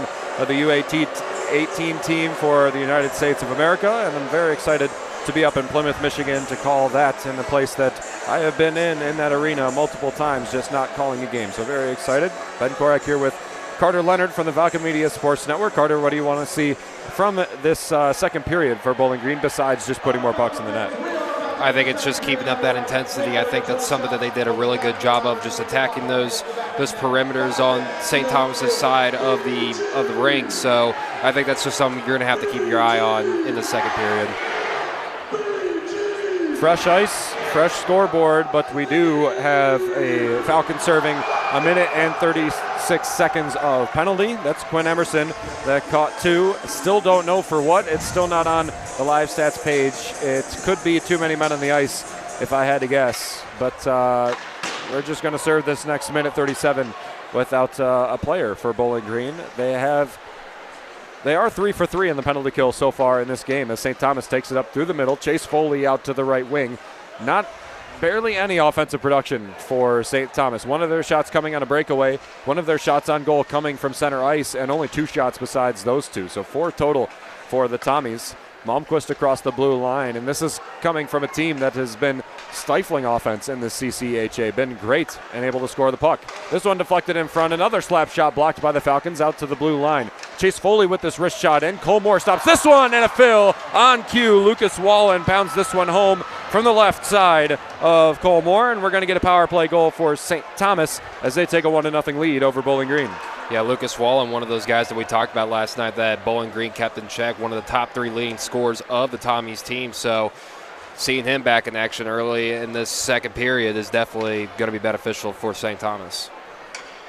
I believe it is Wallen that's going to get the goal for St. Thomas. They're going to change lines and head the second line back out as the Falcons head back to even strength. That too many men on the ice penalty spells disaster for Bowling Green as they while sporting a 24-5 shot on goal advantage, are trailing one goal to nothing. This shot in off of the skates of the St. Thomas player out to the near side at Ethan Scardina. Scardina back behind the goal line of Martin. Back to Scardina. He gets the puck tied up in his skates. Now back to the blue line. Wozni pass between the legs out to Passanen. Passanen passed across to Scardina, who was getting a little bit too deep in there on the offensive glass. 40 seconds into this first period, or this second period, I should say. Lucas Wallen with a goal assisted by Chase Foley. Second goal of the weekend for St. Thomas. St. Thomas goal scored by number 3, Lucas Wallen. With assist to number 7, Chase Foley. Having the power play goal, 41 seconds. Up the left wing, and leaving it back is Cole Miller. Miller up off of the stick of Luke Leyland. First one in the zone is J.D. Metz, who goes for the body and not the puck. McKinley attempts to skate away with it. He gets it out to O'Hara in the center in the Falcon D zone. All 10 skaters on the ice heading into the Bowling Green offensive end. Now poked out. The Falcons a little bit late. Waters out to the blue line, and that's outside. It's going to be an offsides against Bowling Green, as Eric Parker thought he could keep it inside the blue line, but alas, he can't. 2 minutes expired in the second period. 1-0 St. Thomas. Definitely didn't take long, did it, Ben, for them to start throwing haymakers, figuratively, at least. Well, a really good power play chance there. A shot and one in front that Cole Moore was sporadic out there, and it would have been a tough one to save. He just got beat for the second time this weekend. Almost had a shutout last night. We were avoiding saying the word because we thought there was a pretty good chance. Now Jaden Grant leading into the zone now. He's got some open ice. Centering pass and taken away. Casey Leyland and Jay Saffo for St. Thomas coming the other way. Bumped by Parker. Parker in there was Zlinka. Zlinka catches a body. And the Falcons fling it out now. Even puck possession, I'd say, through this first. Maybe tilted slightly in the way of St. Thomas through the penalty. And now a Bowling Green 2-on-1. Emanen across. Good stick in the lane by Chase Foley to break up this play. Emanen out to the goal line. And now Zlinko will ice it back around to the blue line. Sternberg's there. Dumps it back down to Emanen. Emanen, the puck is chipped over his skate by Tobias Abrahamson. Quite a long name there. A name that is only fit for a defenseman in the game of hockey. Abrahamson out of Sweden. Unsurprisingly, Niedermeyer out to the blue line. Norris across the blue line to Sternberg. Sternberg the shot in. Emanen was there on the back door to feed it through, but the pass a little bit wide for him. Sternberg, slap shot, glove saved by Seibel in front as he windmills and drops it down to his knees with Emanen trying to clean up the play. 16:45 left to play in the second period. 1-0 St. Thomas.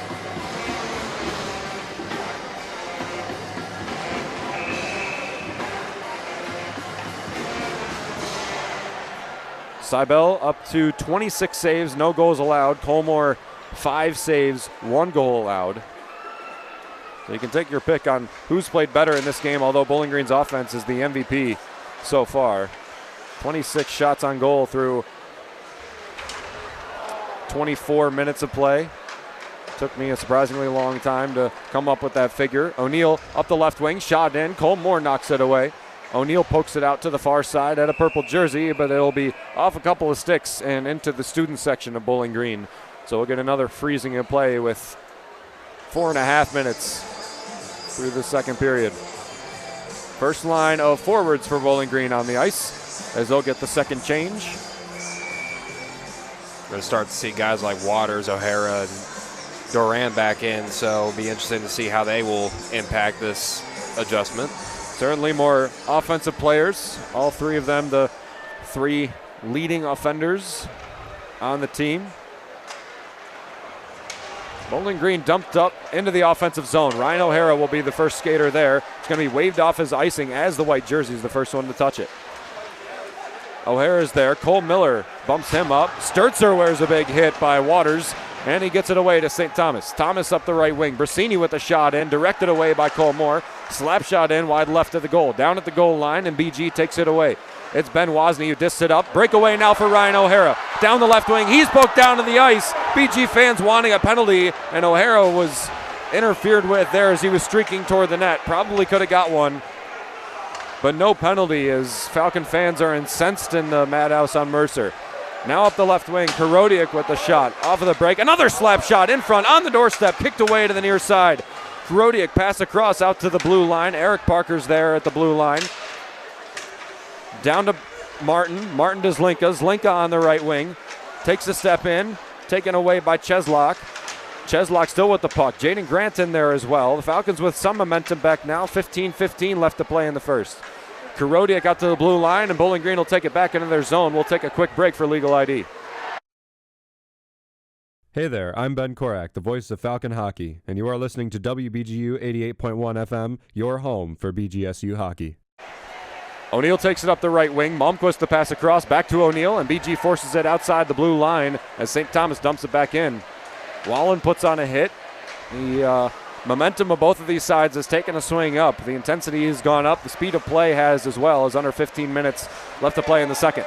Turned over, Niedermeyer to Emanen. Emanen back to Niedermeyer. It's off the skate of Niedermeyer and up in the air. Taken away by Bowling Green. Emerson a little bit too tight, now into the blue line. Norris with the shot in, deflected in front. Doctor puts it away. Grant Doctor gets it to O'Neill. Emanen gets his stick there along the boards. Two Tommies, two Falcons working in there. Emanen still battling for it with Grant Doctor, and now it'll clear toward the net, and St. Thomas will take it away. O'Neill streaking up the ice. He's going to be the first one there. They've got Wallen on the right wing. Pass across. Stierenberg with a good stick in the lane to carry that away from the play. Now down the ice, Grant will dump, go for a change. It's Scardina, Fighton, and Martin on the ice for Bowling Green now. All three of those players turning into quite 200-foot players as well. Bowling Green onside. Scardina wears a bump. Pullman is defending the dump in by Bowling Green. Fighton in there, gets the puck to his favorite side. Scardina down to Martin. Martin's got a lot of room. Now he's pressed by Cole Miller. Miller's played some pretty good shifts in this game. Played pretty well yesterday, but those two penalties that he took put a spoiler on his night. Gower across, and it's dumped up by Peppers. St. Thomas will go for a change. The forecheck by Gower. Ethan Gower, no points yesterday, but a fifth-year senior, one of the few on this St. Thomas team. Out of Farmington, Minnesota, so a Minnesota native there as well. Not the highest scorer, 1 goal, 6 assists this season, but a bigger guy, more of a defensive-minded forward. Now Bowling Green with a 3-on-2. On the left wing, Duran, pass across to Waters. Waters has to put on the brakes to O'Hara. Crossing pass into the slot. Bowling Green's taken away by St. Thomas. Another one forced down to the ice, Waters, and it'll clear outside the blue line. Bowling Green dumps it back in. O'Hara goes for a forecheck.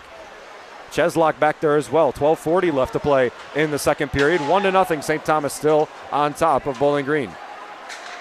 Karodiak playing there with Pasten on the defensive end. Foe takes it up, wrist shot off of the stick of Cheslock. Foe looking for a pass now behind the goal line. Out to the blue line. Pasten shot in off of the stick and into the netting behind the goal of St. Thomas. And about 12.5 left to play in the second period. Still 1-0 St. Thomas. Now we're starting to see Falcons trying to transition to this side of the rink right here, and they're doing a great job of it, but just, as we've said numerous times, just can't really get anything to fall right now. Almost up to 30 shots on goal, as a matter of fact, as they are currently sitting at 28 compared to St. Thomas's 8. 20 plus in the shots on goal battle. Bowling Green's face-offs have been about even with St. Thomas, but they lead 15-14. Big one here for Emanen in the offensive zone. Going against Jake Brasini, the leading face-off winner for St. Thomas yesterday. This one's won by Emanen.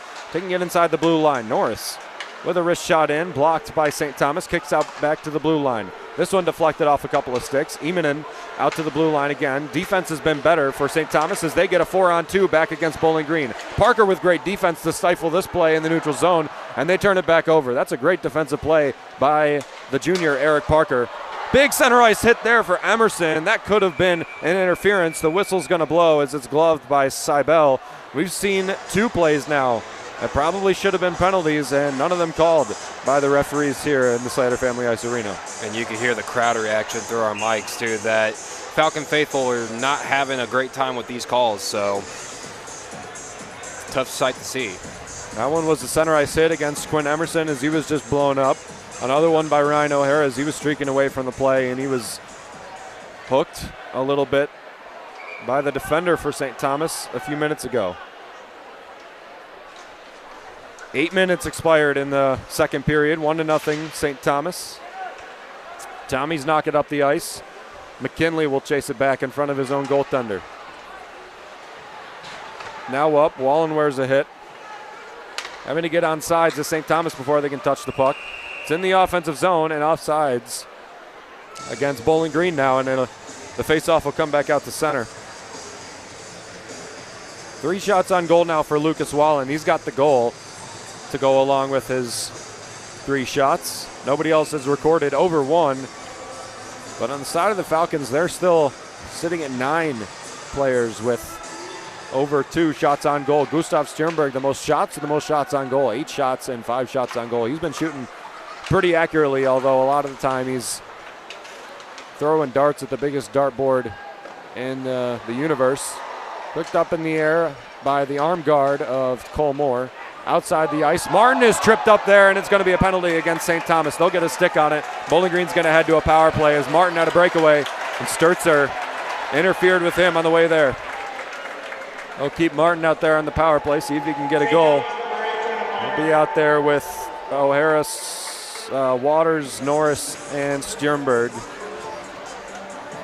Well, there you go, ladies and gents. Finally a call that goes the Falcons' way compared to the other 2 that we just saw. I mean, blatant tripping for Maxwell Martin right there. Yeah, Sturzer stuck his leg out. Not only was it interference, the puck was so far away, but he also caught knee to knee, and he caught a trip there as well. They are going to get him for tripping, and he's going to head out for 2. To join Jay Saffo as the 2 players from St. Thomas that have had penalties in this game. Referees scrubbing the ice right now.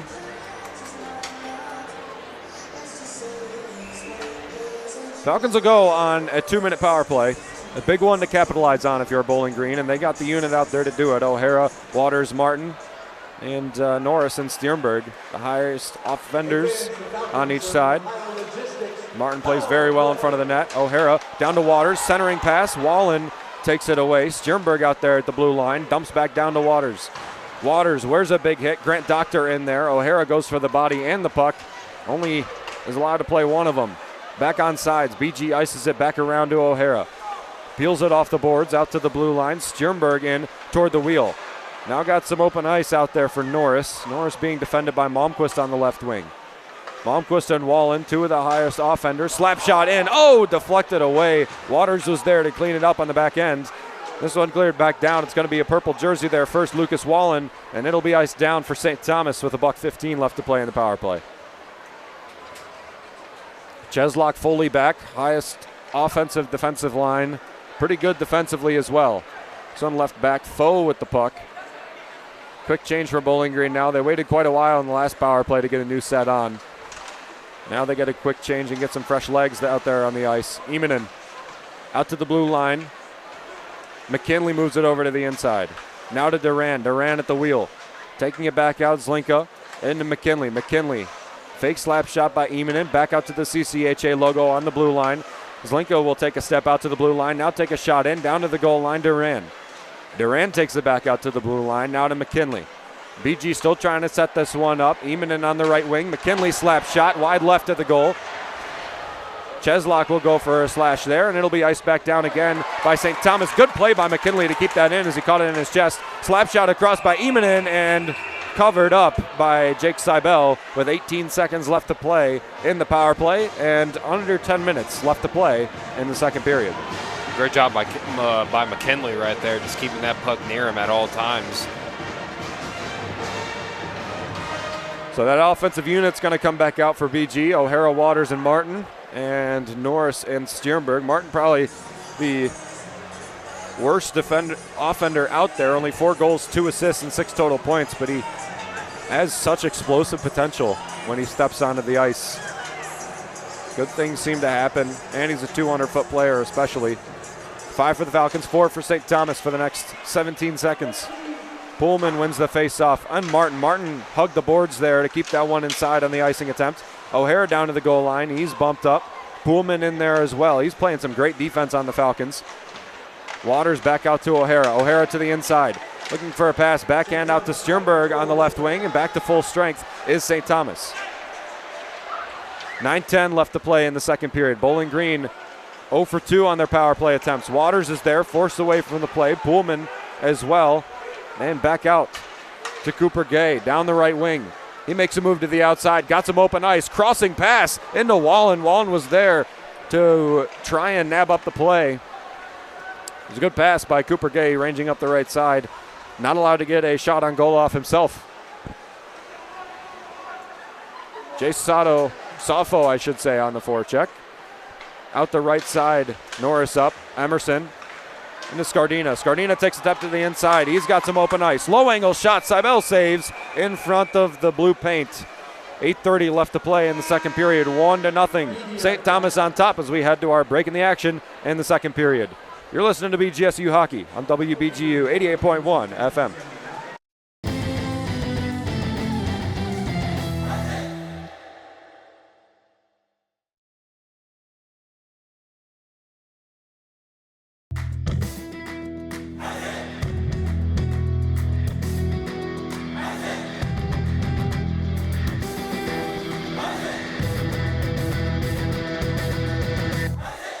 BGSU softball continues their run at the USC Upstate Tournament with an afternoon matchup against Monmouth on Saturday, February 8th, with first pitch at 12:30 p.m. Falcon Media Sports Network's Henry Costco will have a recap of the event on bgfalconmedia.com.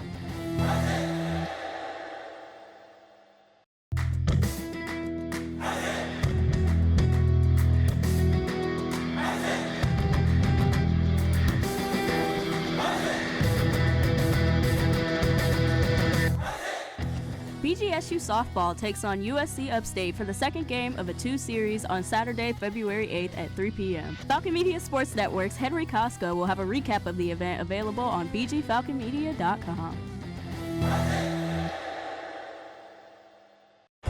8.5 left to play in the second period at our media timeout midway through. Bowling Green with a power play opportunity they failed to capitalize on.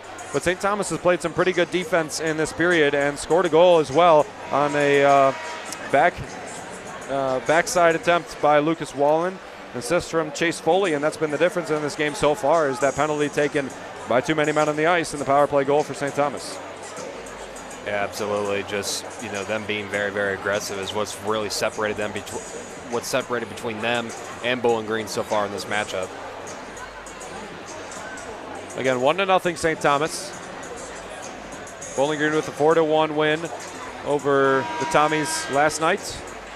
Almost a shutout for Cole Moore, 24 saves and a goal allowed in the last 2 minutes of the game. He was almost there.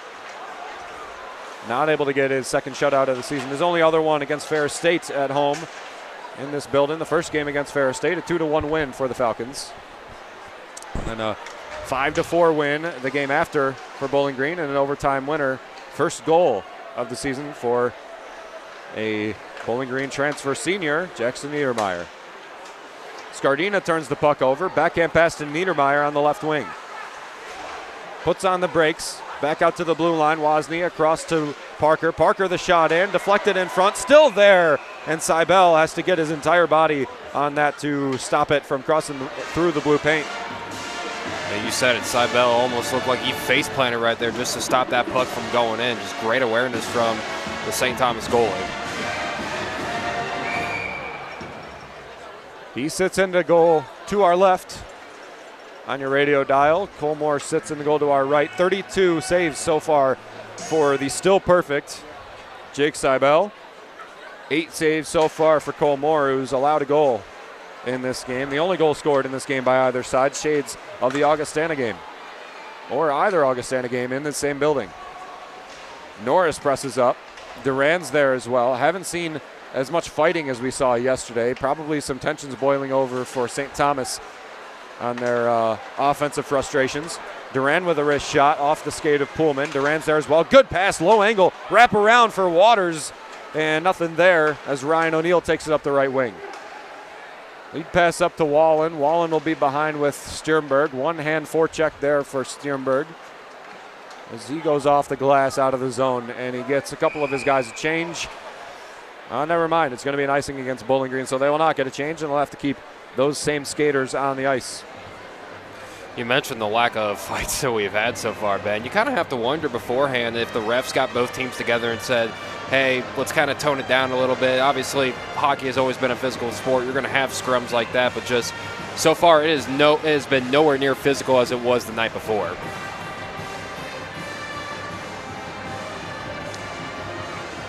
Luke Leyland in the wheel. Third line center with J.D. Metz and Ethan Gower. Defenseman Chase Foley and Chase Cheslock. Chase Cheslock, the one of two owned picks in this game. Adam Zlinka being the other, drafted by the Arizona Coyotes, owned now by the Utah Hockey Club. Chase Cheslock owned by the New Jersey Devils, probably one of my least favorite NHL teams. 7 minutes left to play in the second period, 1-0 St. Thomas. Left back, J.D. Metz with a shot wrapped around the other side of the goal. Taken away by St. Thomas back out to the blue line. Bowling Green with a stick on it, clears it over into center. Adam Zlinka up the right wing. Bowling Green still with the puck, trying to get something going offensively that they haven't been able to do in this period as much. 24 shots on goal coming into this period as Bowling Green wraps it to the inside. Foe back out to the blue line as he got in trouble down there and now gets it back at the high wheel. Scored a goal yesterday. Breck McKinley slap shot and another slap by Jake Seibel as he knocks it into the netting. We'll get the play freezed again. 6:30 left to play in the second period. 1-0 St. Thomas. It's going to be a wild box score at the end if it stays like this, considering Bowling Green has 24 more shots on goal than St. Thomas. They have more faceoffs won, have more total shots as well. The only thing they're trailing in is goals. Lucas Wallen's goal earlier, assisted by Chase Foley and Cooper Gay. Cooper Gay up to 9 goals and 4 assists against the Falcons in his career, which is now 11 games. One of the Falcon killers in the CCHA, probably the Falcon killer in the CCHA, a power forward, scoring a lot, 15 goals. A CCHA leader as Brody Waters now trails in his second in that department. This is going to be an icing against Bowling Green. I'm sorry, against St. Thomas, so it's going to favor Bowling Green here. They're going to get a couple of guys off, a couple of new guys on. Scardina is going to head to the circle.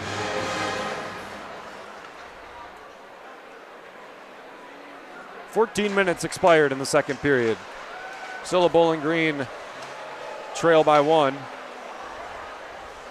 Emerson to Scardina. Scardina slashing toward the inside, now gets some open ice. Sternberg shot in, deflected in front. Emerson lost track of it as he knocked it down at his skates. Knocked away by St. Thomas. Up to Norris. Norris up the half wall. Now into Scardina. Scardina down the left, working in, pass to the slot, and it's kept away by Cheslock. Out to Sternberg, who keeps it inside the blue line. Dumped down to the goal line. Abrahamson's there.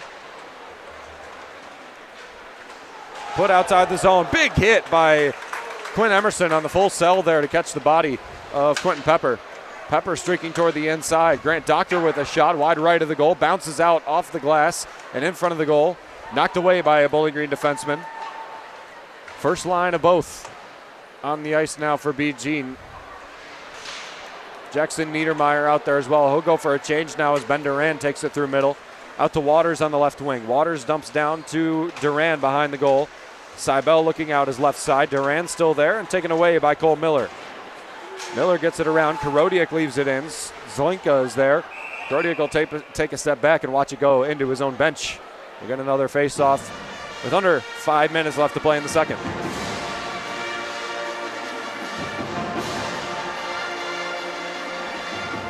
BG's running out of time in the second period to really make something happen and even this game up. They've played better in both first periods. Played better in all 3 periods last night. Played better in the first period tonight.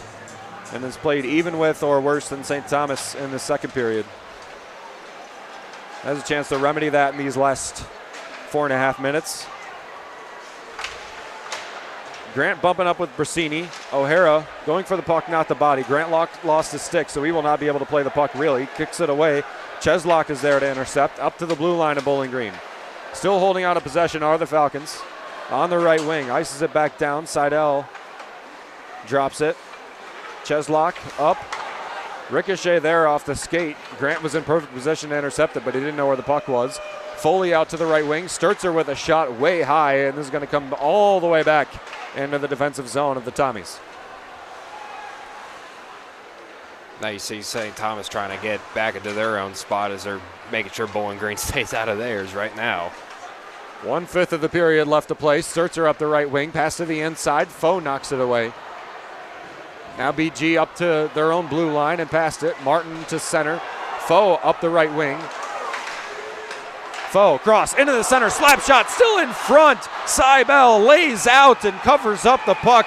What a save by Jake Seibel, who's rolling around on the ground. He might be in a little bit of trouble there as St. Thomas concerned with their senior goaltender's health. Bowling Green fans know exactly how that feels to see their goaltender who's played so well laying on the ice. Yeah, that's definitely a tough sight to see as he's still on his back right now. Couldn't see what happened there exactly, but his hand is out of his glove, and he's not able to get up yet.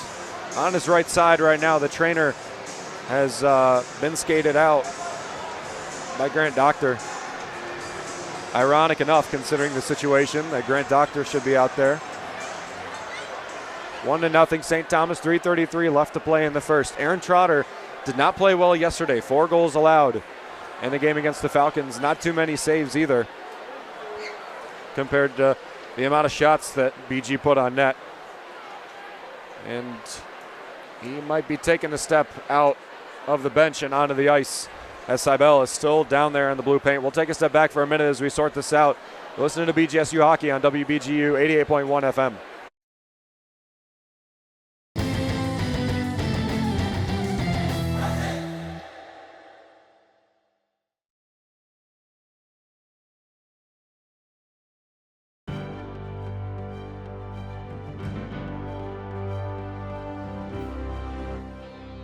BGSU softball begins a new era under head coach Michelle Gardner after she returns to the program where her coaching career began as an assistant coach in 1992. The Falcons return 16 players from their 2024 roster on top of 1 transfer and 6 new freshmen. Junior Kendall Matthews, the lone transfer on the 2025 roster, joins as a junior from Lakeland College, where she earned an all-region first-team selection as a sophomore with a .310 batting average on 9 home runs and 33 RBIs. The Falcons open up the season by playing their first 24 games on the road, including 11 in South Carolina, 5 in Oklahoma, 5 in Indiana, and 3 in Buffalo.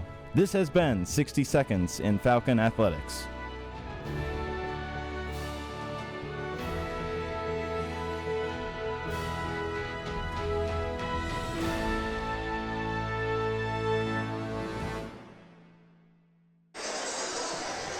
Jake Seibel will stay in the goal, which is a positive for St. Thomas fans and the St. Thomas team as he has played so well. 34 saves, no goals allowed. Pass across the slot now, kicked away.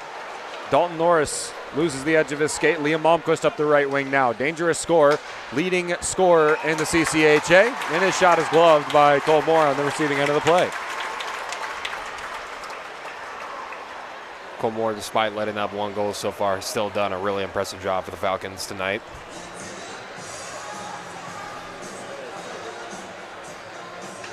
BG getting the second change. St. Thomas will keep their same guys out there. I'm sorry, they are going to change. JD Metz, Luke Leyland, and Ethan Gower with Cheslock and Foley as the defenseman. Leyland in the wheel, face-off won by St. Thomas. Across, slap shot, Cheslock in front, rebound chance for Ethan Gower. Clear outside the zone. St. Thomas cannot capitalize on that chance. Metz clears it into the zone. New addition in this game, did not play last night. Moore fields the puck.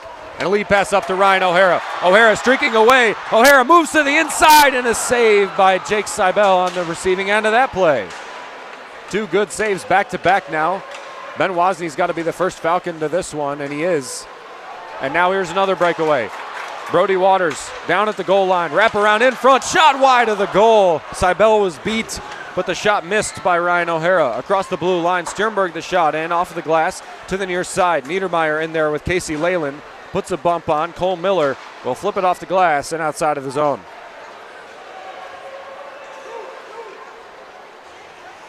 What a chance there for Bowling Green. Centering pass, Cooper Gay's there. Slap shot, saved by Moore and knocked to the back glass. Now Niedermeyer peels it off the boards. Bowling Green's got a 3-on-3 back the other way. Parker into the middle. McKinley out to the far side. Shot over in front. Oh, what a save by Jake Seibel to grab that with his right hand and slap it out from breaking the plane of the goal. What a save by Seibel. We'll see the replay here. A swipe with the stick hand, the right hand for the senior. He is standing on his head and doing everything he can to keep St. Thomas in this game. And everything he can is 3 away from a 40-save night through only about 40 minutes of play. 2 minutes left in the second period. St. Thomas on top, 1-0 still. Adams Lincoln down to the goal line, open ice, working it over in front. Seibel with another save and kicks it away from the white jerseys. Out to the blue line. There's Sternberg, and it's kicked outside the zone. 2-on-2, back the other way, St. Thomas. Cooper Gay up the right wing. His shot is gloved by Cole Moore among applause from the Falcons. Both teams, you can see right there, avoiding the extracurriculars at the end of the play. Don't want to make penalties a main factor in this game. That is definitely the last thing you want to do from either side of the rink. Last 2 minutes of play in the second period. 39 shots on goal for BG, 11 for St. Thomas, but they've hit on one of those. Bowling Green has not hit on any of their almost 40. Cooper Gay to the right wing. Dumps it down into Waz. Waz behind is hit by Gay. Similar in size, although Gay a forward. Waz a defenseman. Down the right.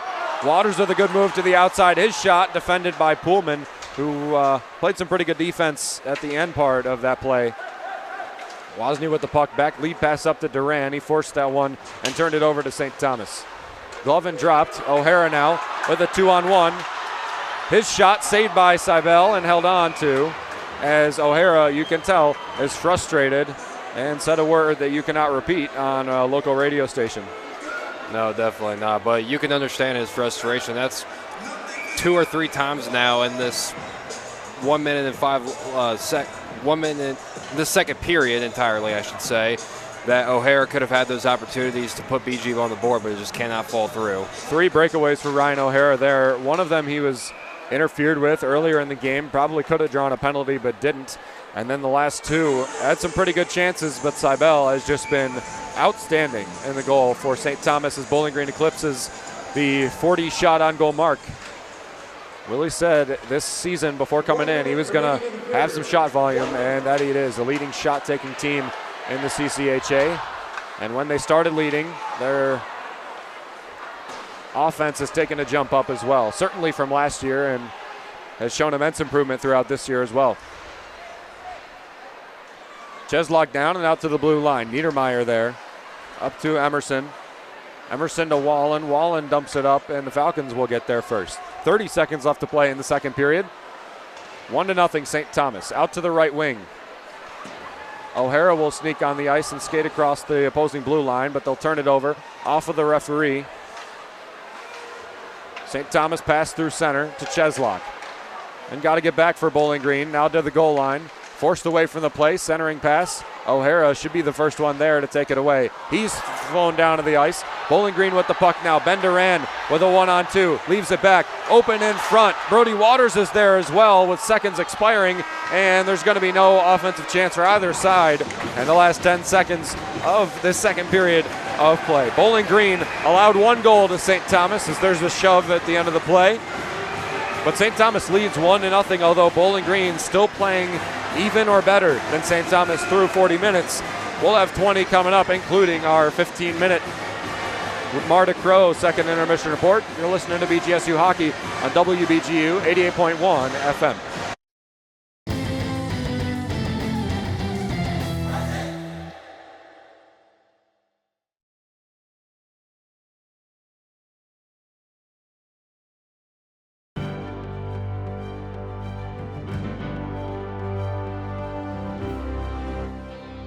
BGSU freshman Reese Riemann broke more records at the Mayo Invitational at the University of Notre Dame, earning her this week's Falcon Media Sports Network Athlete of the Week award. Riemann broke the BGSU program record in the mile with the time of 4:46.40, finishing 8th overall and breaking the previous record set 25 years ago by just 0.23 seconds. The previous week in Ypsilanti, Riemann ran a time of 2:09.51 in the 800 meter, the third quickest time in program history dating back to Libby Mitchell's time in 1999. In high school, Riemann was named Greater Akron Cross Country Athlete of the Year and Metro Atlantic Conference Cross Country Runner of the Year 3 times, including a state runner-up performance as a senior. This has been Falcon Media Sports Network's Athlete of the Week.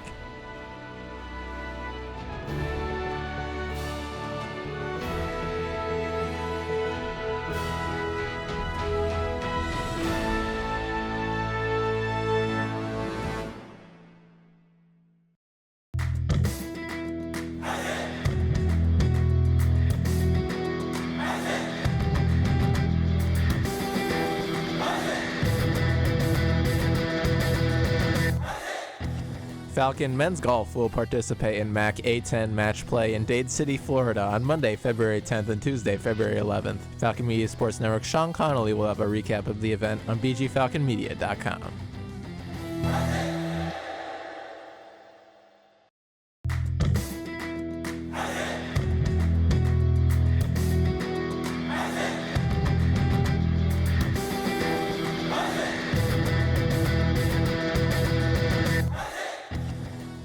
BGSU men's basketball faces off against the Ohio Bobcats on February 11th at the Stro. Falcon Media Sports Network's Tyler Kavelitz and Artie Abrego will have the call with pregame at 6:45 and tip-off at 7 p.m. on Falcon Radio.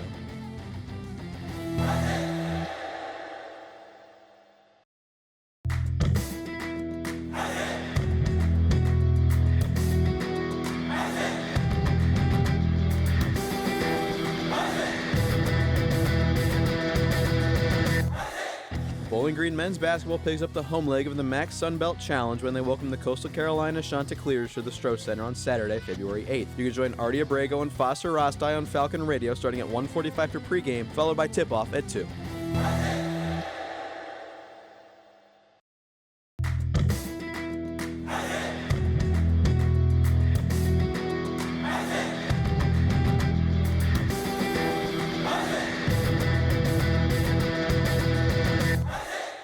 Wraps up their series against the St. Thomas Tommies on Saturday, February 8th. Tune in to Falcon Media Sports Network's Ben Korak and Carter Leonard at 6:45 for pregame and 7 p.m. for puck drop on WBGU 88.1 FM.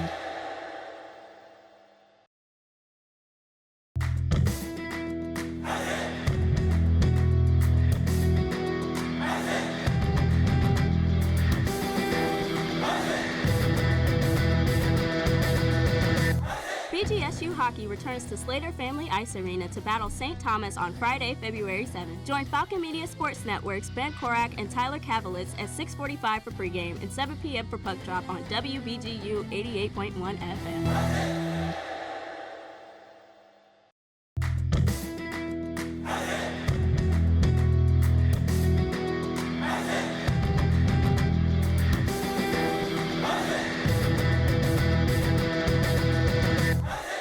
BGSU Gymnastics will be on the road in Maryland as they take part in the Towson Quad Meet against Towson, Illinois State, and William & Mary on Saturday, February 8th. Sam Morse will have a recap following the event. You can find all the details on bgfalconmedia.com. The late Marta Crow's second intermission report, a longtime BGSU hockey fan and listener of WBGU 88.1 FM, and the late wife of Rick Crow, who sponsored our hockey travel this season with Bowling Green State University hockey. Every BG hockey game will be broadcast on WBGU 88.1 FM. The second period for Bowling Green is one that they played pretty even or better than against St. Thomas, but yet a power play goal in the first minute of play within the first 40 seconds by Lucas Wallen was the difference in the game to this point and in that second period as well. Carter Leonard, what are your thoughts on that goal and how Bowling Green played in the second? I think it was just a matter of time before either side just broke away and was able to prevail in. Fortunately for Bowling Green, it happened to be St. Thomas on that power play with that goal for Lucas Wallen. So, like I mentioned, just a matter of time before the ice broke. It was like a boiling pot of water, and it was only a matter of time before that lid was going to bubble off. So it just happened to be on the St. Thomas side. Certainly felt like that boiling lid was mostly Falcons. 41 shots on goal for Bowling Green through 40 minutes. That's almost a shot on goal, or over a shot on goal per minute technically, whereas St. Thomas barely has 11 shots on goal, and a couple of those are probably pretty generous. They're one converting on a power play, which is a bad one to take. Too many men on the ice, which the Falcons have taken a lot this season, but that was one that the Bowling Green Falcons wish they had back. Chase Foley and Cooper Gay assists on the Lucas Wallen power play goal. That's Wallen's 17th goal of the season, Cooper Gay's 10th assist, and Chase Foley's 13th assist. So that's the only scoring that's gone on in this game for Bowling Green. Their offense seems to be still functioning at a high capacity. You know, they had a pretty solid amount of shots in the first period, over a pretty solid amount, 24 to be exact, a less amount in the second period, which is expected. It's tough to keep up that pace through 2 periods of play, but they still had a lot of offensive chances, some really good ones, especially at the end, and breakaways from Ryan O'Hara that he wasn't able to convert. And we're seeing what we saw at the beginning of the season, that Bowling Green is having some real good chances, more than the other team, and just not able to fill them at as high clip. Yeah, that's the beautiful thing that we like to call inconsistency there. And, you know, Ryan Hara, as you saw at almost at the very end of the second period, how frustrated he was, saying some things we can't say on live radio. So you can only imagine the frustration that he's going through, because he had about 2 to 3 shots right there that could have probably tied this game up before this intermission here, but just not enough for the Falcons right there. 28 of the Falcons' 41 total shots on goal have come from inside the 2 face-off wheels. A couple of other ones coming from the right and the left point, and some from the middle as well on the power plays. So that's Bowling Green's attack spread, whereas St. Thomas's has been more condensed. They have more shots on goal now. Their 11 means that they scored 7 shots on goal in the second period, 3 of those coming on the power play. Originally, 7 of them coming on the power play by St. Thomas, and the one that they scored on. That's how we concluded the scoring in the second period. So, Carter, what do you want to see for Bowling Green coming into this third period? Because they need to get on the board once and twice if they want to take 3 points in the CCHA, which are much needed considering the Michigan Tech loss earlier today. Yeah, definitely. And I think we talked about this, a little bit during the second period, is just, continuing that intensity. And so far, they've currently beaten St. Thomas with shots on goal. It's the old saying goes, you live by the sword, you die by the sword. So one of these times it's going to fall through for them. It's not a question of if, it's just a question of when. So I think you just got to keep up that same sort of mentality going into this third period, because they have pretty much done everything right that they've needed to, but just can't get things to fall through. So just keep at it, and let's see what happens from there on out. Any points are good points when it comes to this late in the CCHA standings, and any points would be good points this weekend, considering Bowling Green already took 3, so they're going to take at least as many points as St. Thomas, which is good for them and the standings, but you want to be selfish and you want to take as many points as possible. We'll move over and do around the CCHA. Bemidji State, of course, completed a 6-5 win over Michigan Tech in overtime. The overtime winner by Jackson Judding in the 3-on-3 5-minute overtime. And that was a big game for Bemidji State, considering Michigan Tech scored a hat trick with Elias Jansen in that game, and Casper Magnuson also with 2 power play goals, approaching in on a hat trick himself. So a pretty high scoring game in Houghton, Michigan, although Michigan Tech gets essentially swept on the weekend. 5 points for Bemidji, only 1 for Michigan Tech at home. Bowling Green, of course, 1-0 St. Thomas over Bowling Green in the home barn. Northern Michigan and Lake Superior State, with a minute left in overtime, tied 2-2. Connor Milburn and Dawson Tritt, the 2 goals by Lake Superior State. Rasmus Larson and Anthony Cleach on the power play, the 2 goals by Northern Michigan. 1 in the second, 1 in the third. It's tied with a minute left in overtime. We could be seeing a shootout in Sault Ste. Marie. And then Minnesota State, Augustana, the most anticipated series maybe of the second half of the season. Rhett Pitlick, Finn Williams each scored for Minnesota State. Peyton Matsui scored as well in the first period. We're at the end of the second period and no more scoring. So it's 2-1 Minnesota State over Augustana, and Minnesota State trying to clinch that top spot, and they can also clinch the home playoff if they win in today's game. So it's a big one for them as well. Again, Bemidji State 1, Lake Superior State, Northern Michigan tied 2-2 in overtime. Minnesota State leading 2-1 over Augustana. And St. Thomas leading Bowling Green here in the Slater Family Ice Arena. Some work to do for Bowling Green at home, but I think they can do it based on how they've scored over the last couple of games. We got a couple minutes before we bring puck drop of the third period, and hopefully a good one. To listen to BGSU hockey at WBGU 88.1 FM.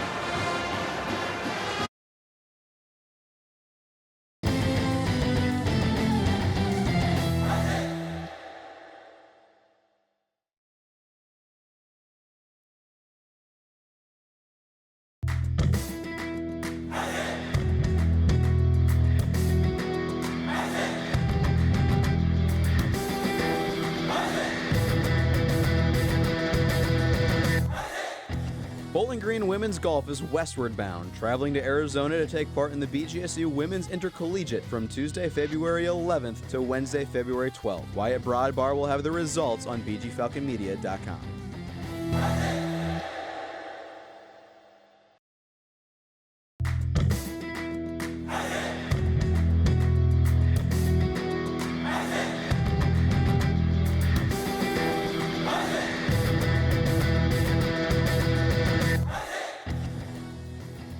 To listen to replays of recent Falcon Media Sports Network's broadcasts, tune in to WBGU 88.1 FM every weekday morning from midnight to 3 a.m.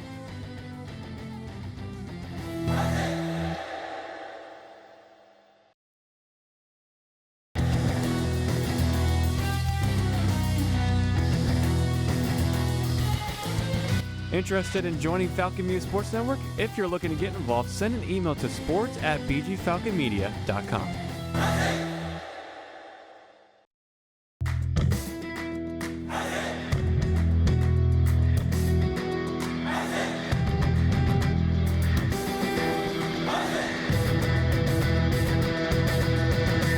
This is Phil Beskid, BGSU Radio Faculty Advisor. You can catch all the Falcon Media Sports Network broadcasts on our two stations, WBGU 88.1 FM and Falcon Radio, which can both be found on bgfalconmedia.com. Ziggy.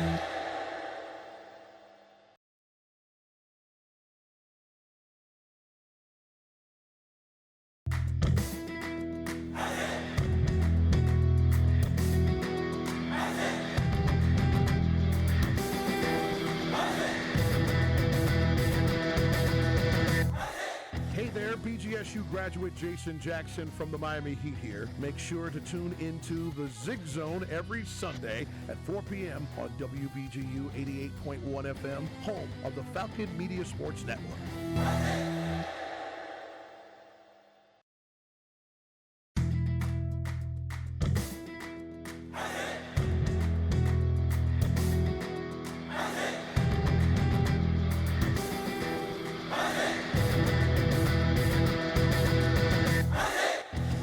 Hey, BGSU graduate Jason Jackson from the Miami Heat here. When I was a Falcon, there was BGRSO. Now it's Falcon Media Sports Network. Keep up with all BGSU sports news and action by following BG_FMSN on Twitter/X and check out BGFalconmedia.com. Hi, Ziggy.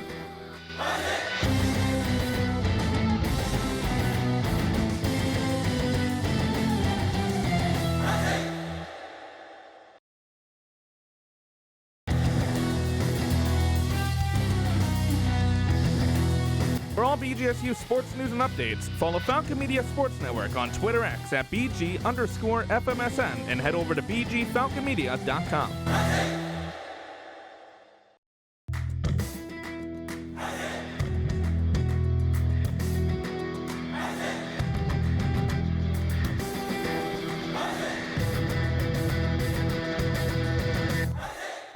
Looking for a BGSU Athletics talk radio show? Tune into the Zig Zone every Sunday at 4 p.m., where a panel of Falcon Media Sports Network members discuss the hottest BG sports topics. Only on WBGU 88.1 FM.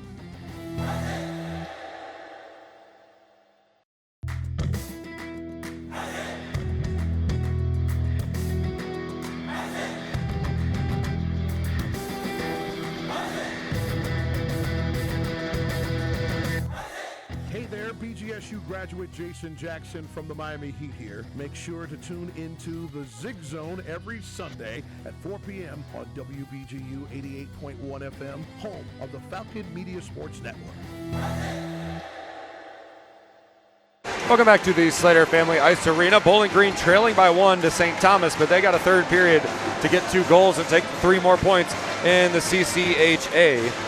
Ben Korak here with Carter Leonard from the Falcon Media Sports Network. For all BGSU sports news and updates, go to bgfalconmedia.com or BG_FMSN on Twitter, and the BG Falcon Media YouTube channel for the rebroadcasts of all our Falcon Media Sports Network broadcasts and our highlight packages that we will have 2 of this weekend, one that's already up for yesterday's game and one for today's game. Hopefully that includes a game winner for Bowling Green, but the way Jake Seibel's been playing, Carter, I don't think that's going to be too likely. 41 saves through 2 periods of play, and the way Bowling Green's been shooting the puck, he might have 60 in this game.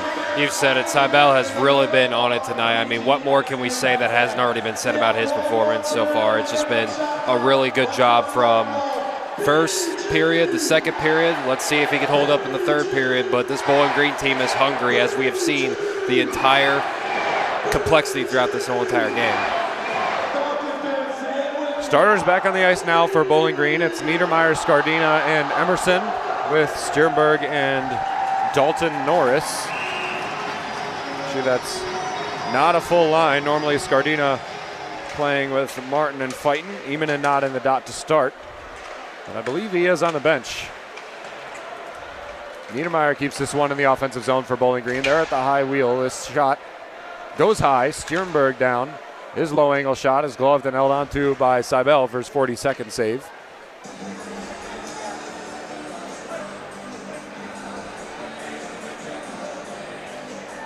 Last time a Bowling Green or a St. Thomas goalie made 40-plus saves was Aaron Trotter's 42 against Bowling Green on November 10th of 2023. It's 42 right now for Jake Seibel, so we can make another record right here over the last couple. 45 saves for Peter Tomei against Arizona State on October 19th of 2021. So that's the next record to beat for Jake Seibel. O'Hara with the puck, pound the goal line. Pass in front across the blue paint and taken away by Cooper Gay. Gay up the left wing is taken away by Ben Duran. Duran to Bersini. Bersini is mugged by Sternberg with the stick. Sternberg with a good poke check there, and a good one on the receiving end by Mason Pullman. Pullman's an underrated defenseman, I believe, in the CCHA. 4 goals, 7 assists, and 11 total points. Not the highest scoring defenseman for St. Thomas, but plays great defense. Slightly undersized for a defenseman at 6'1", 189. Was a rookie last year, is a sophomore this year.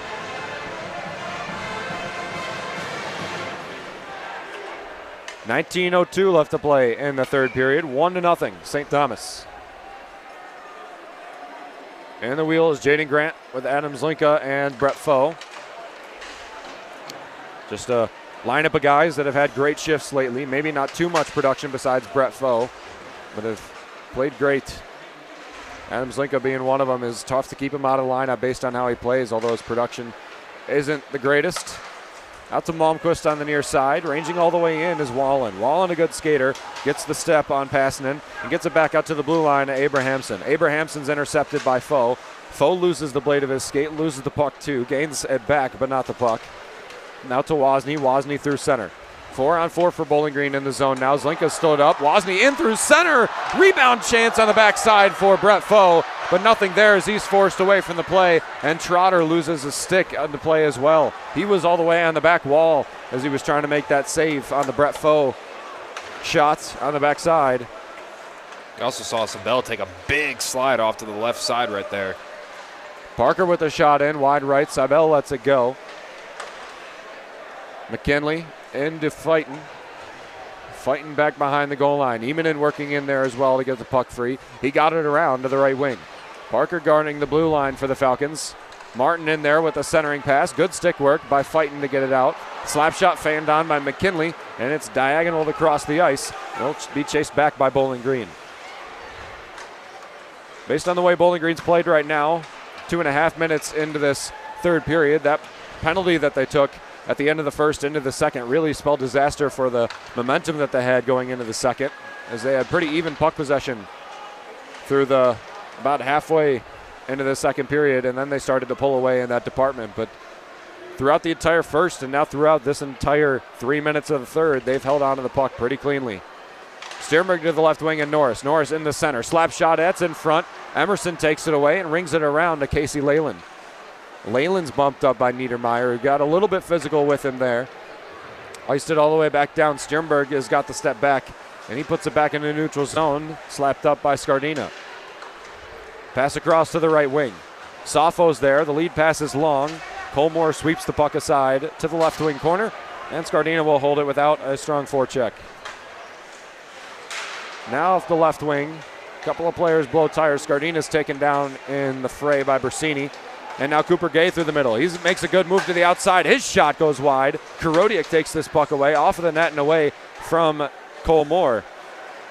Sturzer with a pass into the middle. Bersini with a shot. He caught a stick more than the puck. Another deflection in front. That's still in front. Bowling Green still looking to get it away from the blue paint in front. And now out to O'Hara, who's got some open ice ahead of him. Waters up to Duran. Duran down. He's carried away by Poolman. Off the glass into Passanen, and Passanen will have to chase this back with Wozni as the Falcon four skaters will go for a change. Under 16 left to play in the third. BG trailing by 1. Grant hit. Zlinka puts on a hit as well on Tobias Abrahamson.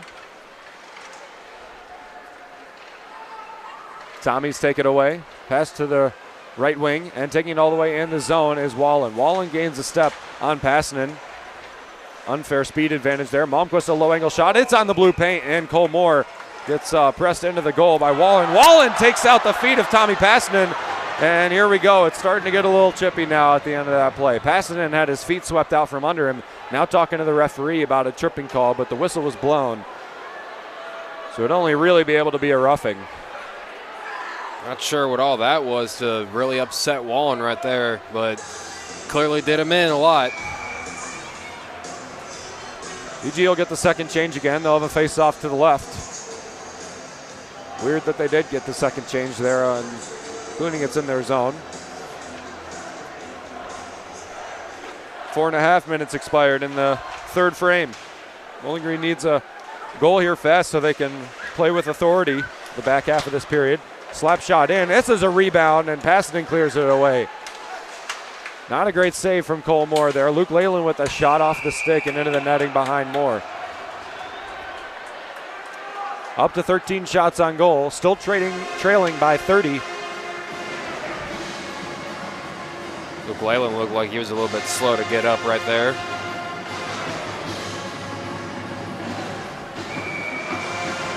Scardina in the wheel with Niedermeyer and Emerson. And Parker and McKinley will be the back line. 5 across the dotted line. Taken away by Bowling Green. That's another face-off win. They're up to 28 to St. Thomas's 23. Emerson in the zone first. He's at the goal line now. Back around toward the blue line, but still stick handling his way around. Now Niedermeyer. Niedermeyer a pass across. Scardina in front, and Foley takes it away. He takes a big hit from Scardina. Now up to McKinley, and McKinley stops the puck before it can go all the way back down to Moore's end of the ice. Bowling Green skates it back into the Bowling Green end of the ice. McKinley a bank pass up. Emerson flips it in the zone. Scardina around. And Sternberg will have to hold on to this one. Fifth-year sophomore, been a little bit absent in this series offensively. He's been pretty present the last series offensively. He does have an assist on the last goal scored by Bowling Green yesterday, the power play scored by Ryan O'Hara. He's got 3 goals, 8 assists this season, and he's taken an offensive step forward to the defensive side of his game that was fantastic in his freshman campaign. It's only got better in his sophomore campaign. He's a star for Bowling Green, especially playing with Dalton Norris. Norris only a junior, so that 2-man will have an extra year. Out to the blue line of Wozni. Wozni playing with Passanen. Both of them are going to graduate after this season. Although Bowling Green's got some pretty solid WHL defensive recruits coming in. Brasini with a low angle shot, and Cole Moore saves this one in the blue paint. 13:36 left to play in the third. 1-0 St. Thomas. Seeing a little bit of a rut here for both sides as the energy is taking a step back. Bowling Green really can't afford that. They can't really afford anything too bad in this late in the going because they're already in a awkward situation enough as it is. Grant in the dot with Luke Leyland. Face-off won by Bowling Green. McKinley back in his own zone. Up to Foe. Foe banks it off the half wall. Now Gower back in his own zone. Pass across to Foley in front of his goaltender. That's a risky pass right there. To Grant. Grant gets forechecked. Pullman in there. Leyland in there. J.D. Metz forces the puck away back to his defenseman, and now Foley will look to distribute. Flips it up to Cole Moore. He'll have to direct it away. 13 left to play in the third period. Parker pass across into center ice. Linka will wing it out to the left side. Now Foe taking it all the way in. Low angle. Seibel rejects it. Now to Foe on the near side. He's got a lot of open ice. Back out to Sternberg at the blue line. His shot in is blocked by Sturzer. Sturzer takes it up. Right wing. Cooper Gay looking for a pass. Now he turns his back to the play. Brasini over there in front. Foe forces him away, and the pass clears to the other side of the ice. Zlinka does the same off of the net and behind. Cole Miller will have to retreat as the Falcons get a new set of guys. Up to Malmquist. Malmquist through center. He's got a 3-on-3 with a couple of guys ahead. Fast skater in his own right. Cooper Gay takes the wrong angle, and Emanen will be the first one there. Martin down the right wing. Fighting in center. Emanen on the left. Now Emanen takes a step over toward the middle. Still battling for it. Martin there. And out to Malmquist on the left wing offensive side for St. Thomas. And Passanen will have to retreat and hold on. 8 minutes expired in the third period. Back down. The puck spending a lot of time in Seibel's zone, as it has a lot of this game. Cole Moore getting a lot of rest. Stretches at a time where he doesn't play the puck. This shot is high. Drop down in front. Emanen with the cleanup. Now Lucas Wallen with the breakaway. Down the right wing. No Falcon defenders. Shot, score! Lucas Wallen with the wrister on the breakaway. And St. Thomas takes a 2-0 lead over Bowling Green. Well, we sort out who the assists were on that goal by Lucas Wallen, his second of the night. We'll take a step back for station identification. Hey there, I'm Ben Korak, the voice of Falcon Hockey, and you are listening to WBGU 88.1 FM, your home for BGSU hockey. Third period, Bowling Green needed a goal badly, but ended up giving one up on the breakaway. And a pass that just skated outside the zone, and St. Thomas benefiting from cherry picking that man back a lot of the time. And it was Lucas Wallen that ended up filling it. The second of the game and the 12th of his season. Captain of the part of that center line right there, taking charge yet again for St. Thomas. Face-off won by St. Thomas, back in their zone. Seibel's there. So even more work to do for Bowling Green with about half of the period remaining. Big hit assessed there on Cole Miller. We're going to get an icing against St. Thomas and a face-off back in their own zone. Unassisted goal for St. Thomas, as I thought.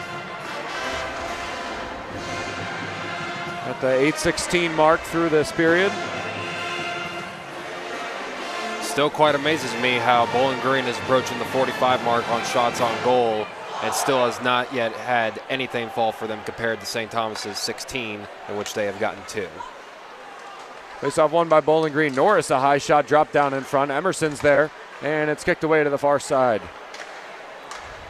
Sternberg in as well, dumped down by Norris. That first line of forwards for Bowling Green has been a little bit quiet in this game. Can't afford that anymore. They got to be active. Niedermeyer, the shot in. It was a good one. Wrister in front. Oh, a takedown in front of the net. And here we go. Helmet off by Quinn Emerson in front. Mason Pullman in there as well. And I think we're going to get a couple of guys going off. Looked like Emerson yanked the helmet off of number 4, that being Cole Miller right there. Scardina's going to go off the ice willingly. Cole Miller's going to go off the ice there as well. I'm surprised Emerson's not going to be put there, as he was the one that was taken down, and he was hot as he came out of that pile. He skated right off quietly, though. Update on the CCHA while the referee's sorting this out.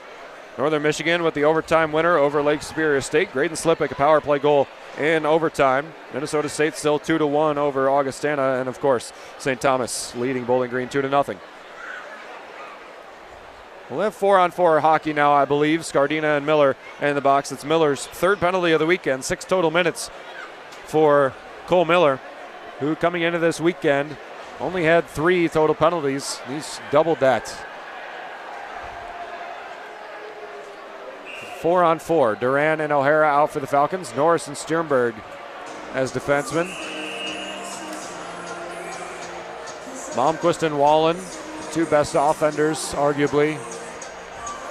With Cheslock and Foley, 2 best offenders, defensemen as well. So both teams putting out their A guys for the O-Zone. It'll be a big face-off to win for Ryan O'Hara as he'll take the draw with Duran on his right, Norris on his left, and Sternberg guarding the blue line. It'll be Sternberg after the face-off win. Duran back in his zone. He's bullied. Malmquist with the puck. Now to O'Hara. O'Hara through center across his own logo to the outside. Duran will skate after it. Cheslock chips it in the air. Wallen gloves and drops. Cheslock in there as well. Much more spread out game as here's a takedown now for St. Thomas. This is Lucas Wallen. Sternberg takes it up the right wing. Gains a step. Pass across the slot and Malmquist directs it away. Now to Norris. Norris slap shot in front. Seibel gloves this one. And O'Hara gets a shove at the end. 10:40 left to play in the third. 4-on-4 still. Chase Foley there with a little bit of extracurricular activity. For the next minute and a half, Wallen pleading his team's case. I think the faceoff will come outside the zone. Oh no, we'll have it to the left of Seibel, who's up to 46 saves, so even surpassing the last time St. Thomas had 40-plus saves in a game. It was 45 against Arizona State on October 29th of 2021. This one a historical one for Jake Seibel. Face-off won by St. Thomas. Grant Doctor back there with Mason Poolman. Doctor has not scored at all this season, but Poolman has 11 points. Gay takes it up the right wing, moves it to the inside. Colmore's there. He gets stood up. Now to Grant. Grant's got it on the left wing defensive end, and he'll wing it across to Parker. Parker's the leader for Bowling Green now into the zone. Now Waters. Waters in the middle. Wrist shot saved by Seibel again. They just cannot beat Jake Seibel in the net. And again, there's some pushing after the play. You can sense that Bowling Green is starting to grow a little bit frustrated with themselves right now as they're currently down 2-0 with just a little bit of over 10 minutes to go here in the third and final period. Jake Seibel has the most saves that he's recorded in St. Thomas uniform, and as a transfer from Niagara, is the most saves that he has ever recorded in his career. Or at least college career, I should say. Can attest to his junior and high school performances. But a historic night for Jake Seibel, who has stood on his head. And he's going to have to for the next minute and the next 10 in this game to hold off Bowling Green, who's had ample offensive chances and just not able to fill any of them. Chase Foley down the right wing. In his own defensive zone now. St. Thomas can play 2 guys back at all times and just hold on to this league. And the way the puck's been falling for Bowling Green, that'll be a winning solution. Out to Malmquist. Malmquist on the right wing. Out to Duran. Duran turns it over. The pass is back for O'Hara to Duran. And Duran's tripped up, and that's going to be a penalty against Lucas Wallen. Wallen will skate this off. Bowling Green still with the puck.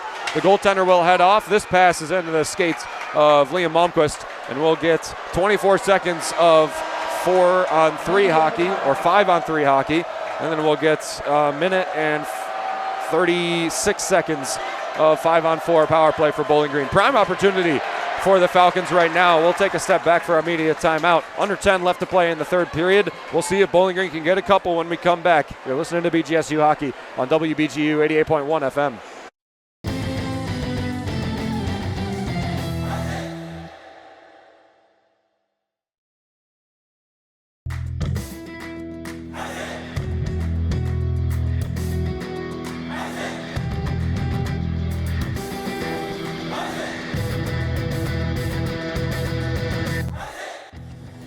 Don't have time to tune into a BGSU sports broadcast? Falcon Media Sports Network will have you covered with live updates of home BGSU athletic events. To follow along, head over to @BG_FMSN on Twitter X.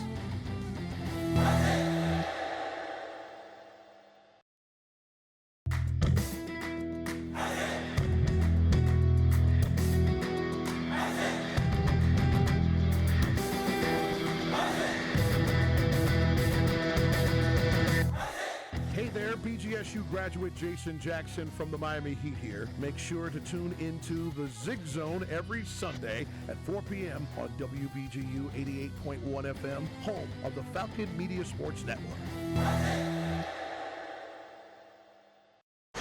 Lucas Wallen heading to the box for 2. He's the leading penalty taker of either side in this matchup. 42 total minutes this season is a high between these two teams. 17 total penalties for the captain for St. Thomas.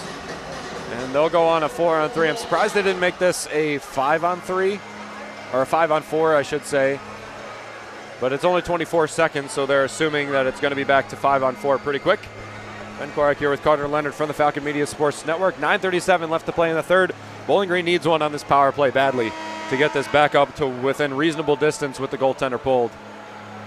Absolutely. It's all about taking advantage of these things right here, right now. And Bowling Green, once again, finds themselves in a prime spot for a prime opportunity, but it's all about capitalizing off of it.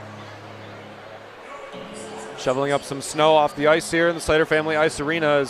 It's building up in the St. Thomas end. That's where the puck has spent the vast majority of the time in this game, although Bowling Green's 47 shots on goal have been fruitless in producing true, meaningful offense. We've said in the Zig Zone, which will happen tomorrow at 4 o'clock and every Sunday at 4 o'clock. We've said it a lot. Doesn't matter now how Bowling Green plays. It matters that they win. And they need at least a point out of this game.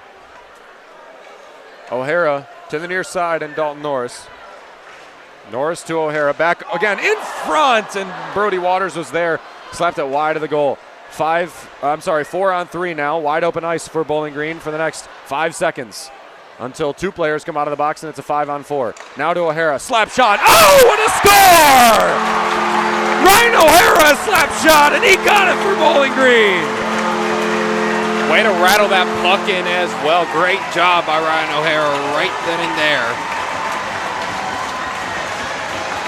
The narrative of Ryan O'Hara continues, as he is at double-digit goals this season after not scoring any until December 29th of 2024. Huge goal for Bowling Green.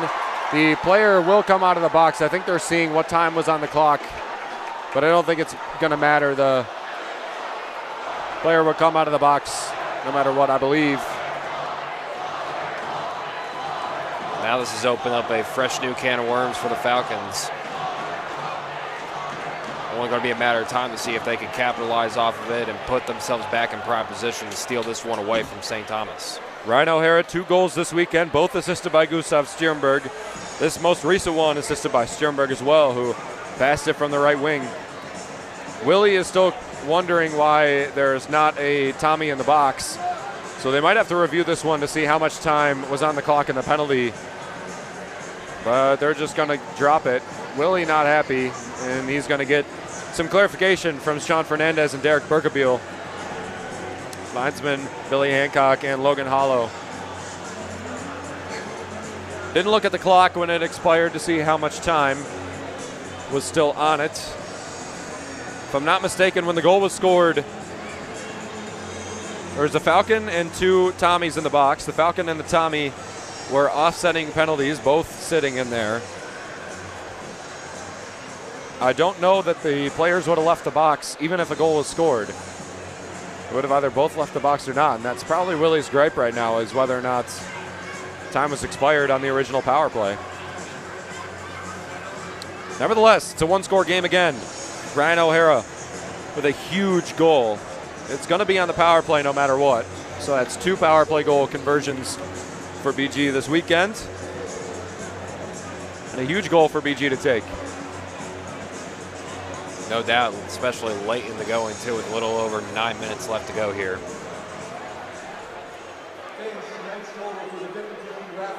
That's 10 goals this season for Ryan O'Hara. 26, now 27 points. Gustav Stjernberg up to 12 points on his 9th assist of the season, his 8th last night. And now we're going to drop the puck, as Willie has been explained, and he's not going to continue arguing. It's going to be 5-on-5 for the next few minutes at least, I'm sure. Stjernberg, pass down in the zone. Seibel beat for the first time in this game after 48 straight saves. Ryan O'Hara receiving applause there as they announce his goal. Stjernberg doing the same. It's a big one for BG, the first of the game. Break the ice.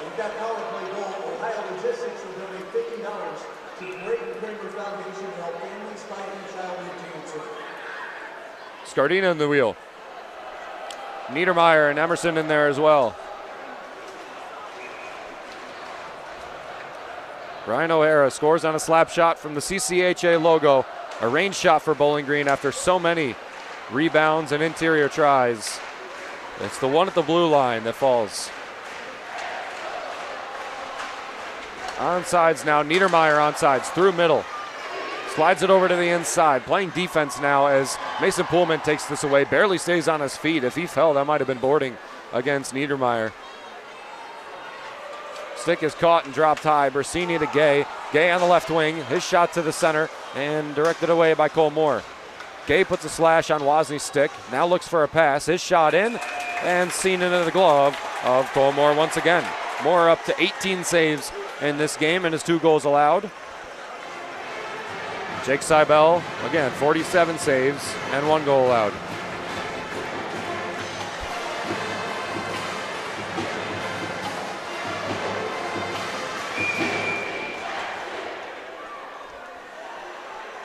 Bowling Green's official attendance, 3,114 fans here in the Slater Family Ice Arena. Pretty full and pretty menacing, especially after that goal scored. The momentum hopefully will carry over. And in the few supposed bad calls, say the Falcon fans, they got pretty loud on those as well. O'Hara takes this pass away. Ben Duran up there as well.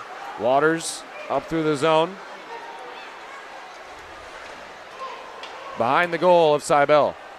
Back to Cheslock. Cheslock looking for a deep pass, but nobody streaking for St. Thomas as they've done so much in this series. Waters tips it up to Duran. Duran moves it through the legs. What a play by Ben Duran. But I think it's going to be offsides against Bowling Green. And now here's some talking going on between Duran and Wallen. Wallen, the captain, getting into it with first-line center Ben Duran. And now Cheslock is getting into it with Ryan O'Hara.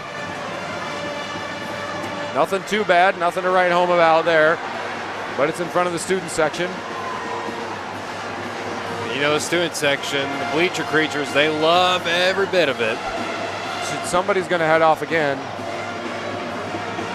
as both boxes are open, and Foley's going to head off for St. Thomas, and Brody Waters is going to head off for Bowling Green. Chase Foley's first penalty in this series.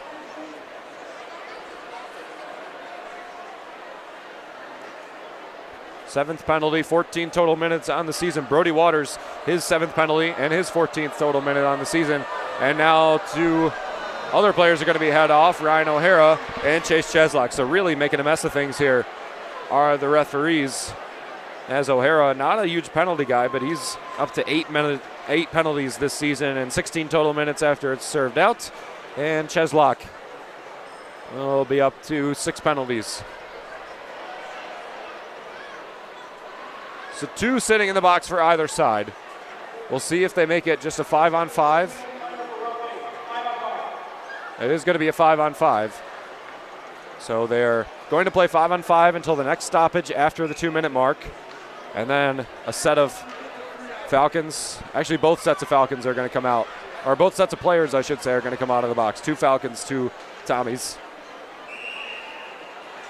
So we're going to get normal play here. Bowling Green losing 2 forwards on their first line, so that first line is essentially out of order now. But St. Thomas losing their best line of defensemen. They're going to have to play without the use of their 5th and 6th defensemen, which is a big one to lose, even though Bowling Green's losing their first line. Off the glass, Sternberg will chase it back down into their own zone. Bowling Green's defense is their strength and their weakness sometimes. They lose and win games because of it. A takedown there by St. Thomas, Pullman. And I think he got a little bit too tangled up there with the Bowling Green player. Willie stood up on the bench to throw his hands in the air after that one. Lead pass across is too deep for Wallen. Wallen moves to the inside. The shot is high of the goal. Emerson will play down. Big hit by Emerson to turn the puck over. Scardina takes it from the right wing and now all the way into the zone as Bowling Green gets a change. Zlinka will go on the forecheck. Grant Doctor can't get it outside the zone and now finally gets it to Abrahamson, who will have to. Doctor and Abrahamson, probably the two weakest defensemen. They're on the ice now for Bowling Green, so the attack is going to be a little bit more intense for the Falcons. Out to the blue line, kept in by Parker perfectly. Down to the goal line. Doctor will ice it back around with nobody there by Bowling Green to keep it inside the blue line. Malmquist there. He's pressed into his own bench. Cleared across by St. Thomas in their defensive zone, but no Falcon on the forecheck yet. Now they will. 6:40 left to play. Now a breakaway. Luke Leyland looking for a shot into the chest of Cole Moore. He gets his 19th save and shuts down a big opportunity for St. Thomas. Great job by Moore once again, as we've said before, just not letting anything get by him and just doing a phenomenal job as always. 6:34 left to play in the third period. 2-1, St. Thomas on top of Bowling Green, although the Falcons have led the entire game by over 20 in shots on goal.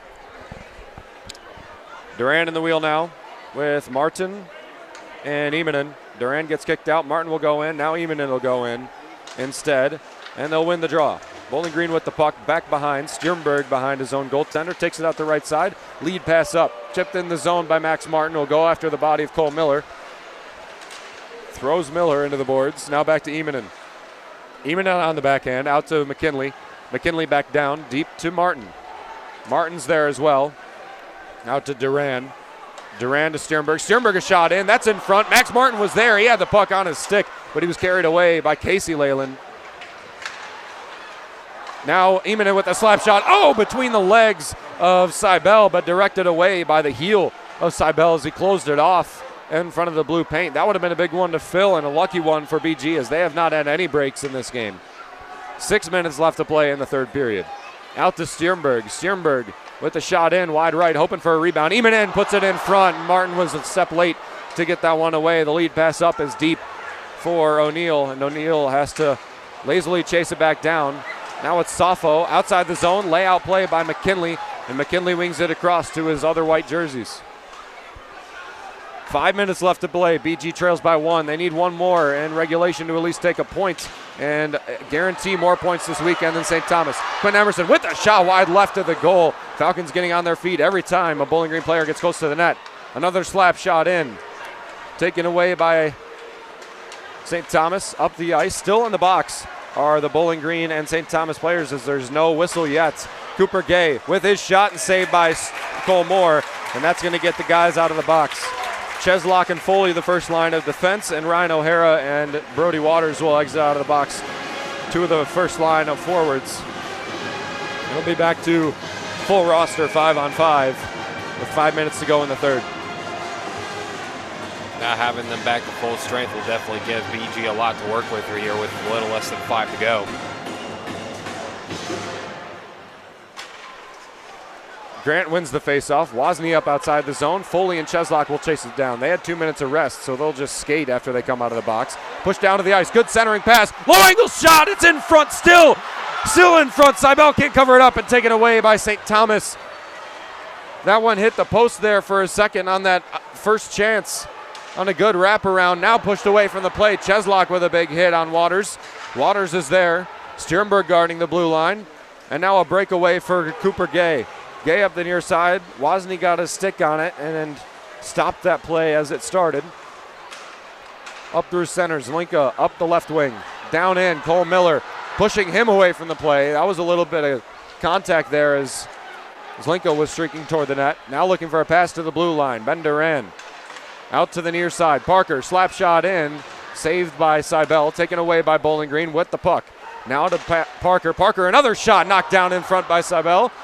Pullman's there, takes it away off the half wall up to Malmquist. Malmquist will waste some time and get his guys a change up the ice. Bowling Green's defenseman always seems to be a step in the right direction as they never give up defensive turnovers, almost ever. Emerson up to the near side. Grant Doctor working with him. Duran with open ice around him as the Falcons get a change. Back down to Emerson behind the goal. He's still pinned up with the puck. Now Cheslock will take it away as the puck was sitting there for a while with nobody to hold on to it. Still in the offensive zone for Bowling Green. Down, low angle shot blocked by Foley. In there is Emerson. Emerson diving play, just narrowly avoids a tripping penalty there. There's 3:15 left to play in the third. Still a one-score game. Whistle's going to blow as the puck will clear into the net. And this is some high-energy play. These last 5-6 minutes have been about as high energy as you can ask for without a goal scored. BG leading in shots on goal by 31, 51 to 20. 50 saves now for Jake Seibel, who continues to add on to his career high in saves. When it's late stages of the game like this, you're willing to lay everything down on the line for your teammates and everybody around you. So no wonder why the anticipation is so up right now. Face-off won by Bowling Green, but J.D. Metz will chase it into the zone. Takes a check by Norris to the near side of St. Thomas. Foley down to the goal line. Luke Leyland in there as well. Out to in front, a good pass to the slot, but taken away by Bowling Green. Brody Waters up to the right wing. Jaden Grant, the pass a little bit behind him, and we got to get on sides. Falcons do get on sides. Foley across, tip up the ice. Gloved and dropped. Luke Leyland dumps it in the zone. Scardina's there. Around to Emerson. Emerson across to the left wing. O'Hara up the left wing now. Shot into Seibel, and he'll hold on to it. 2:30 left to play in the third period. Cole Moore has to look to the bench in a minute because Bowling Green still trails 2-1. St. Thomas lead. They got to really hope to force overtime in this game so this 52 shot on goal effort doesn't go wasted.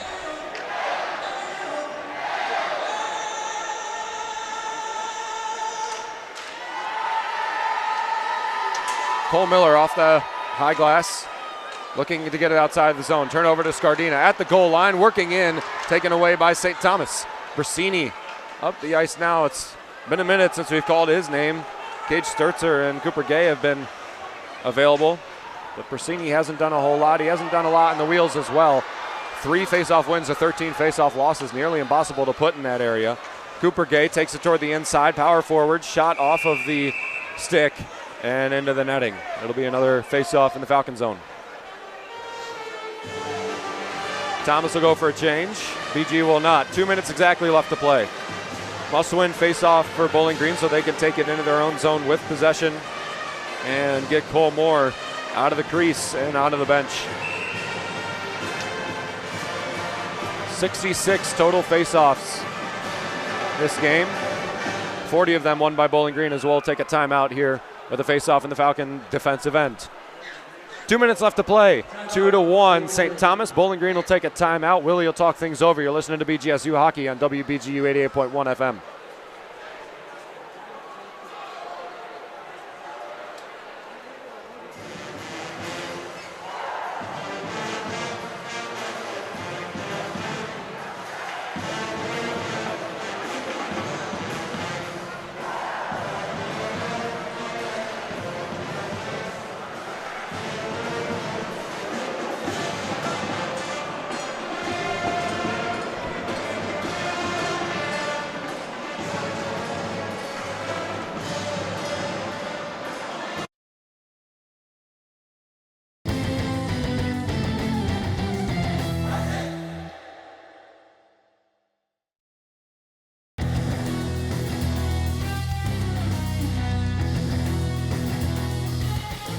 Miss a BGSU sports broadcast? Head over to the BG Falcon Media YouTube channel to listen to past calls by Falcon Media Sports Network.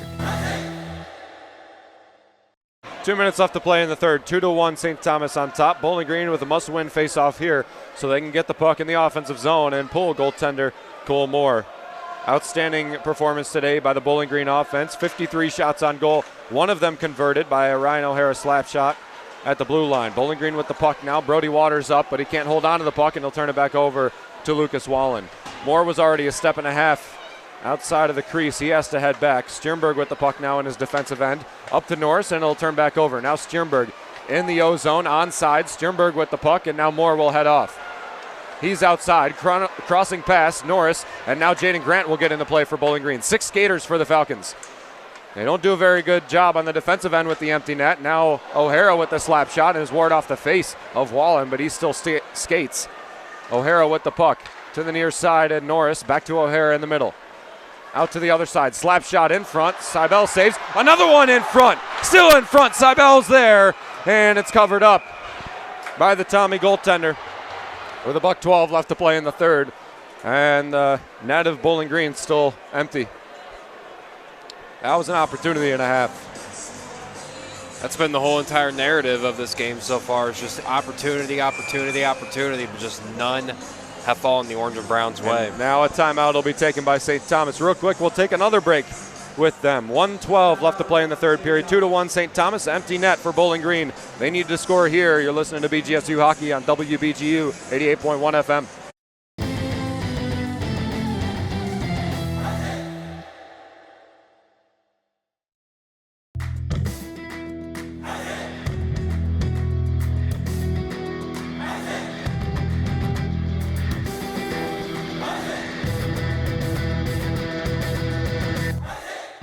Falcon Media Sports Network is finally back on the road with BGSU Hockey.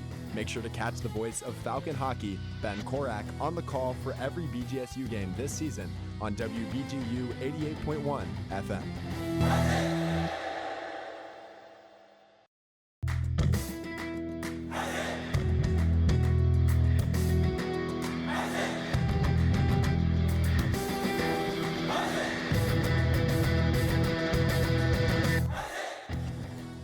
Are you a fan of BG Falcon Media and the Falcon Media Sports Network? You can show your support for BGSU Student Media by donating at the bottom of the page of stories on bgfalconmedia.com.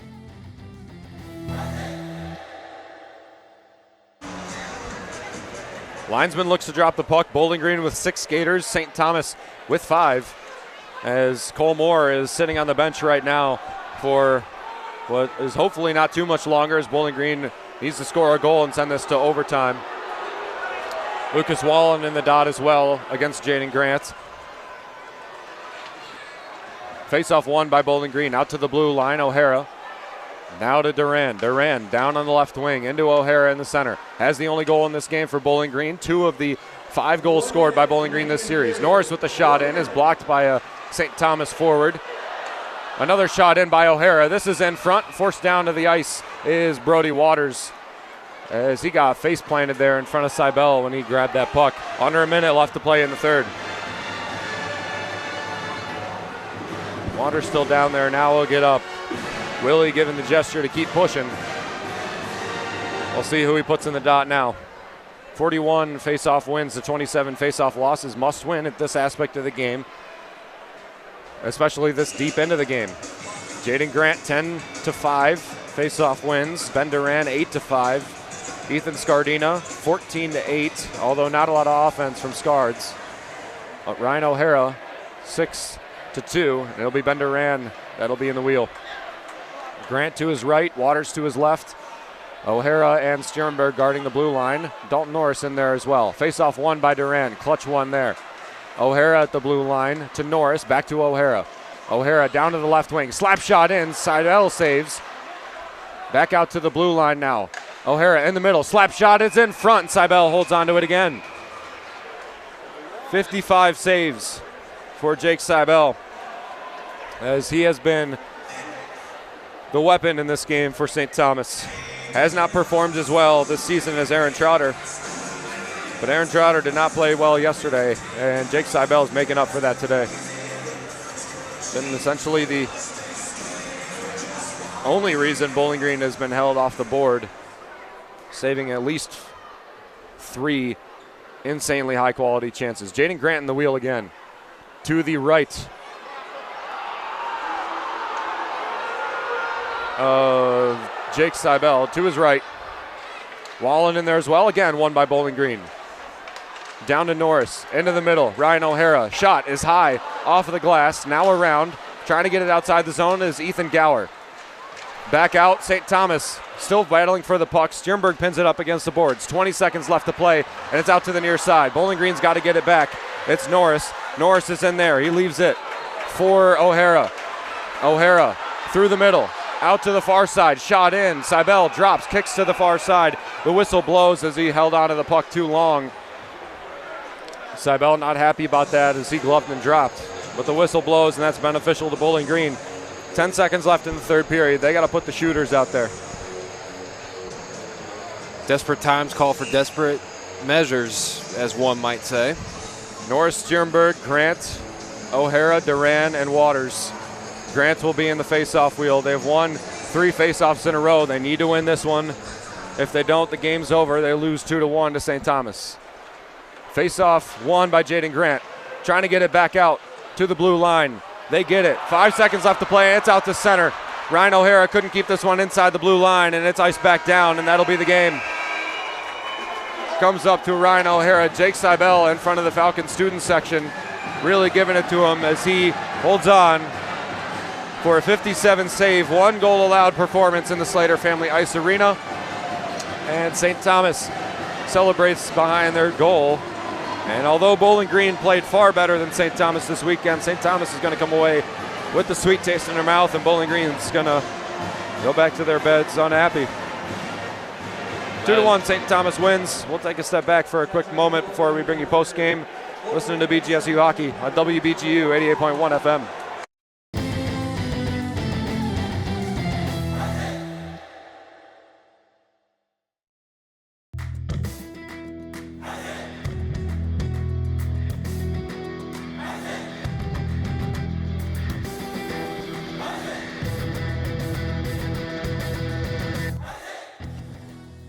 Are you a fan of BG Falcon Media and the Falcon Media Sports Network? You can show your support for BGSU student media by donating at the bottom of the page of stories on bgfalconmedia.com.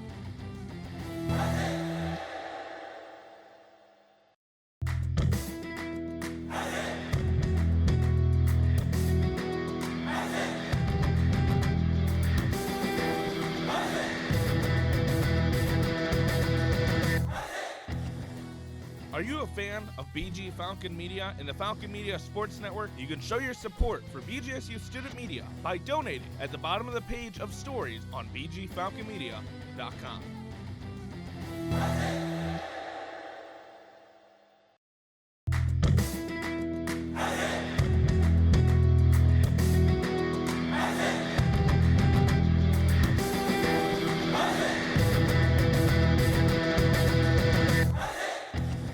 Did you know Falcon Media Sports Network has video highlights of BGSU athletic events?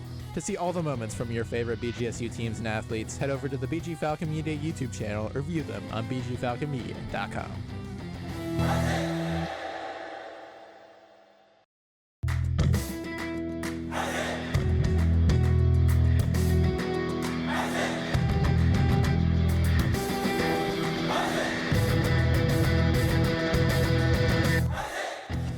Looking for a BG Athletics discussion show? Check out The Swoop, where a rotating cast of Falcon Media Sports Network co-hosts talk everything BGSU athletics. New episodes are available every Tuesday at 6 p.m. on the BG Falcon Media YouTube channel.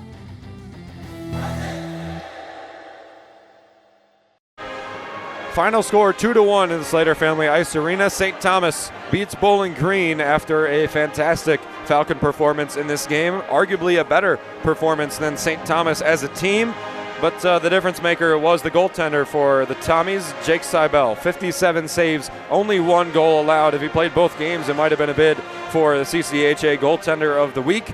But it's only 1, although he played absolutely fantastic. The best game of the season for him and the best game of his career save-wise. And he held a high-powered Falcon offense off the board today and took 3 points in the CCHA for the Tommies. Ben Korak here with Carter Leonard. Carter, it was a pretty good game for Bowling Green. The first period, they were dominant. Second period took a step back, especially with that early too many men on the ice power play between the first and the second. And that was the first power play goal scored by Lucas Wallen. He scored a little bit later, midway through the third. Good goal by Ryan O'Hara. They had 10 minutes to put another one in the net, but couldn't do it. What did you see today from the Falcons? Well, they definitely really dominated in a lot of the aspects of the game, but just couldn't really capitalize off the major opportunities that they had with scoring.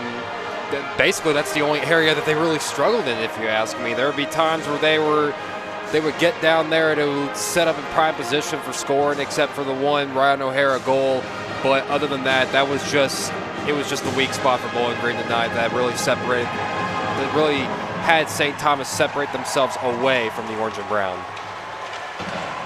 We talked how well Jake Seibel has played.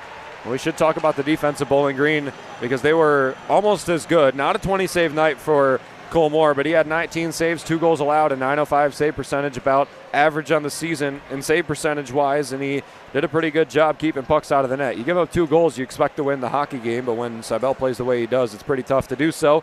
But the Falcon defense didn't have a lot of defensive breakdowns, and when they did, their defense was right on it to recover. Their forwards did the same. Their defensemen did a great job of clearing the puck away from the blue paint.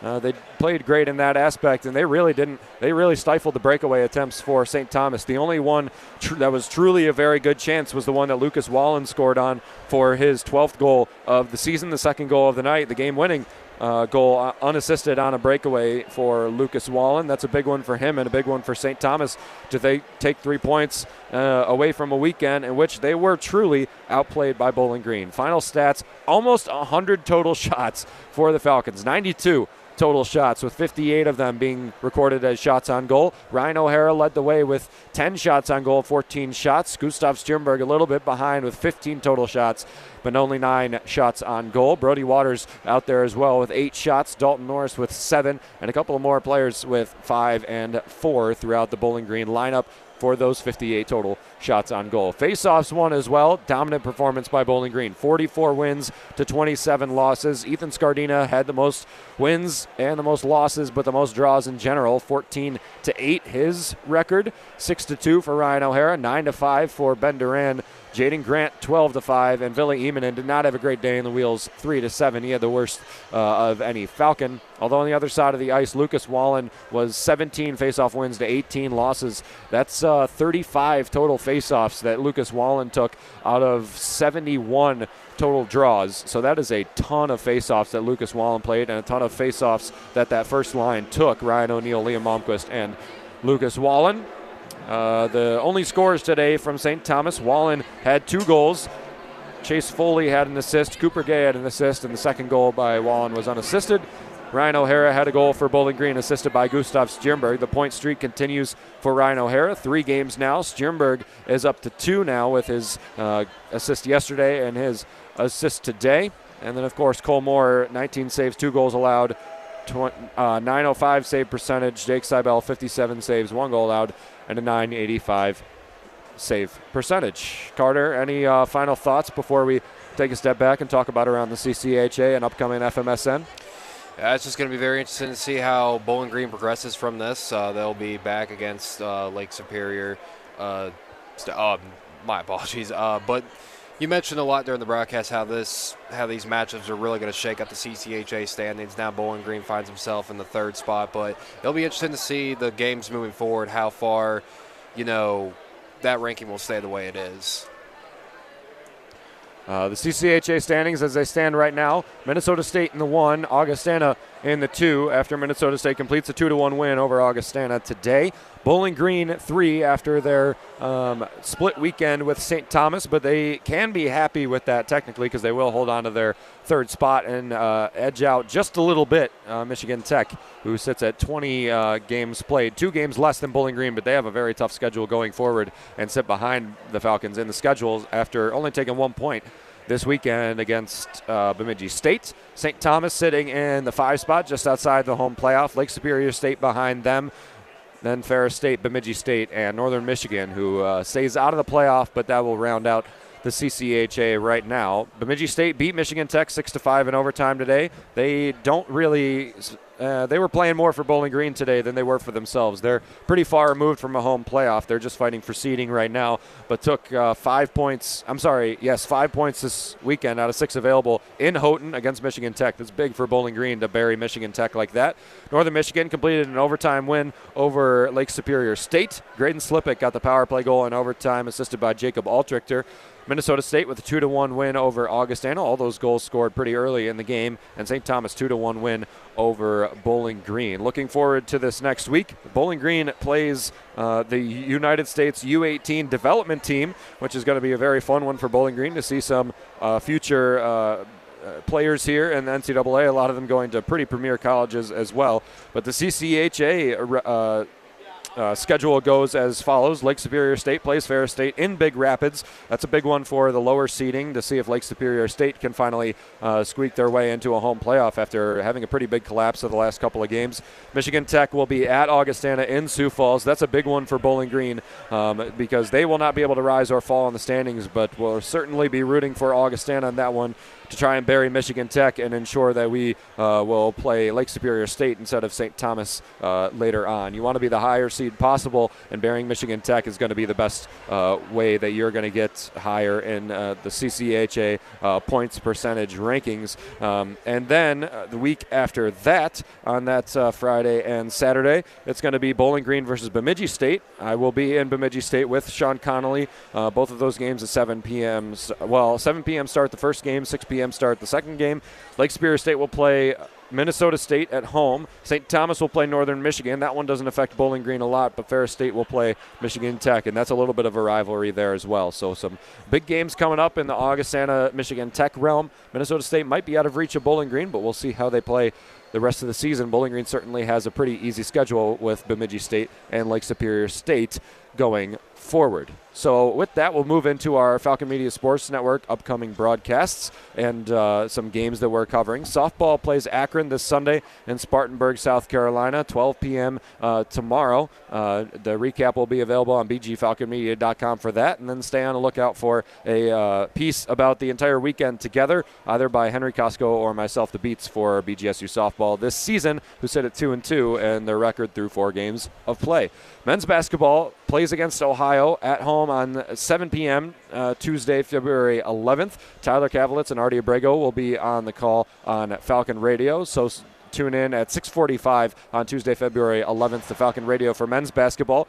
Baseball will play their next matchup against Middle Tennessee 4 p.m. Friday, February 14th. The preview and recap will be available on bgfalconmedia.com, as that will be played at Middle Tennessee in the first games for BGSU baseball this season. Again, bgfalconmedia.com, the preview and recaps. Hockey will play the United States development team. We will actually have videographers, photographers, and broadcasters there, as myself and Nathan Burkett will be on the call from Plymouth, Michigan. 7 p.m. start Friday, February 14th. Myself and Nathan Burkett and WBGU 88.1 FM. Men's basketball then plays against Buffalo at Buffalo in New York, 2 p.m. Saturday, February 15th. Preview and recap available at bgfalconmedia.com.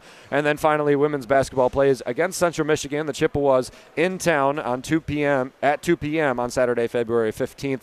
Lucas Kleinmeyer on the call on WBGU 88.1 FM, that same channel. So again, those are the upcoming Falcon Media Sports Network broadcasts. And talking of the Falcon Media Sports Network, we'll go over our pretty thin Pick the Stick today. Everybody scored points yesterday in Pick the Stick. Well, nobody besides one player scored, or one Falcon Media Sports Network member scored points today in Pick the Stick, and that was our board operator, Artie Abrego, who's unfortunately dealing with some voice problems after calling men's basketball earlier today. But Artie gets his first win of the season and adds to the pool of Falcon Media Sports Network, who compete against Lucas Kleinmeyer, Tyler Kavitz, and I and Pick the Stick. Artie, congratulations. The pool of FMSN sits at 5 right now, tied for the lead with Tyler Kavlitz. Lucas Kleinmeyer, Tyler Kavlitz, Carter, you, and myself did not score any points today with our selections of Waters, Foe, Emerson, and Duran.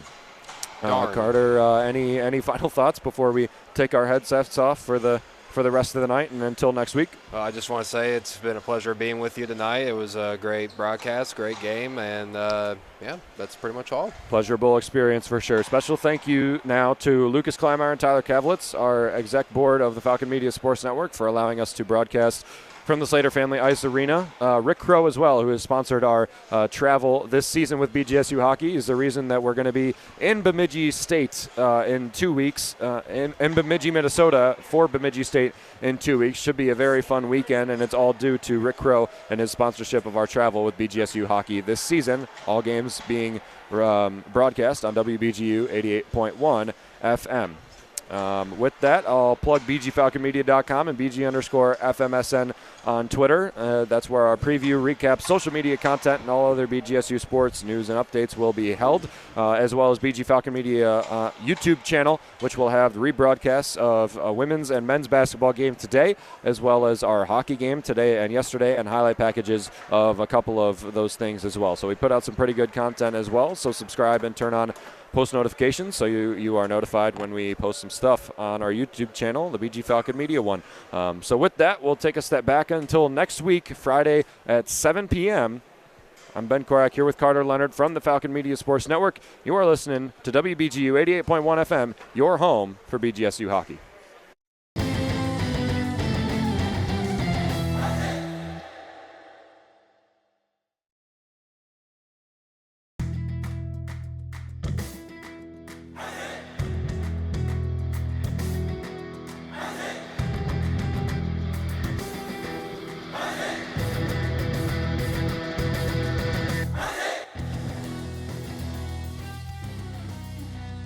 This broadcast has been a Falcon Media Sports Network production. For more BGSU sports news and updates, follow Falcon Media Sports Network on Twitter X at BG_FMSN, BG Falcon Media on Instagram, Facebook, and YouTube, and head over to BGFalconmedia.com.